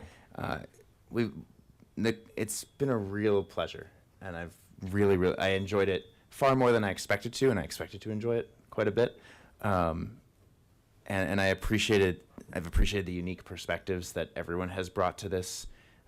Even former commissioners who are not here, Goldstein, Lukács, and many others brought their own spice and zest to it. And I thought that led to some very lively conversations and discussion and some really interesting solutions at times too. So I truly will miss this, and hopefully we'll come back maybe for public invited to be heard or something. But keep up the good work. I will say I was not here last week and watched the meeting and the discussion on the quick trip proposal. And without commenting on the commission's decision, just want to say, like, I thought that was a really valuable debate. And I thought that people brought up some really good points on both sides of the proposal there. And I think those types of prioritization and discussions about what constitutes the right balanced mix for an area is a valuable debate to have, regardless of the outcome from that discussion. And I hope you will continue to have it. As more proposals, but for a few exceptions, as more proposals come through this commission, that's taking, there is less land after that. The municipal planning area is not growing, as far as I understand. It legally can't. And so, every decision that this commission weighs in on is a reflection of fewer and fewer spaces to build upon and to develop in alignment with the comp plan. So I appreciate how serious everyone takes it here, and the new folks, welcome. You're in for quite the ride, and quite a good group here. You're in good hands, and I'm honestly sad to be leaving. I would not have, if there was not an opening on council, I would have not wanted to leave this body. So I will miss you all, and thanks for the good work that I know you will continue to do. I just want to also thank staff for organizing, Grant and Tony for being here, but Grant for organizing all three of the presentations and topics we had today. That's two of the topics that I'd proposed back in the fall. And I guess the commission will have the honor of handling the third on drive-throughs at an appropriate time. And I look forward to watching the recording of that discussion and learning more about how drive-throughs align or don't align with different parts of Envision Longmont. But I think these study sessions were incredibly valuable, and even I think seasoned commissioners here learned quite a bit from this discussion. So thank you truly for taking the time to organize that. Tony, for sticking it out a little bit past your bedtime. Appreciate it. And the transportation team for coming earlier. So thanks a lot. We wish you well, Councilperson Popkin. Thank you for your service. It's a work session, not a study session. That said as well, council representative comments are not going to be forthcoming because there's no council representative here tonight, to which I might suggest to a new council person that a liaison position here could be filled, possibly. That said, moving on to comments from or items from the planning director, Grant Pellett. Thank you, Chair. Members of the Commission, I'll just quickly reiterate, I think we're still juggling a couple items for February, and as Phil alluded, may have another, hopefully within the next week, we'll know specific dates, whether or not we have to use, I'll say, the second session of the month. So more to come, but we're trying to, again, I think I brought it up on the screen last time, but there's a couple variances that we'd like to have on the same evening, just so that the same hat is being worn in terms of effectively BOA decisions. If it doesn't work, it doesn't work, but just want to give the commission a heads up that, again, February will be at least somewhat busy. And that's all I have. Thank you. Anything else? Yes. Oh, I'm sorry. Grant, comments on the open commission position. We have an open commission position. Are you inquiring in terms of? What the city plans are for whether or not they're going to try to fill it or not. You know, initially, Jane and I spoke, at least via email, corresponded. I think based upon the fact that we do have alternates, we'd like to see how that goes rather than open it up immediately. That's, again, at least the cursory response, so within less than 24 hours. It's city council's prerogative. Whoops. It's council's prerogative to leave it open or fill it, correct? No, not technically. It would have to go through a recruitment process, and I think they'd wait till the mid-year recruitment when they recruit for some of the other boards. They wouldn't open a special recruitment for one vacancy, I don't believe, and that'd be the city clerk's office who would make that determination with staff. Okay.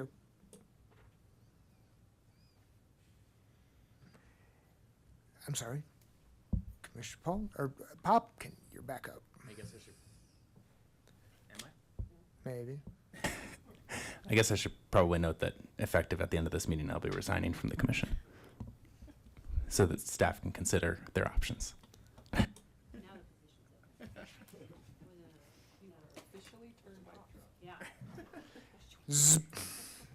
Others?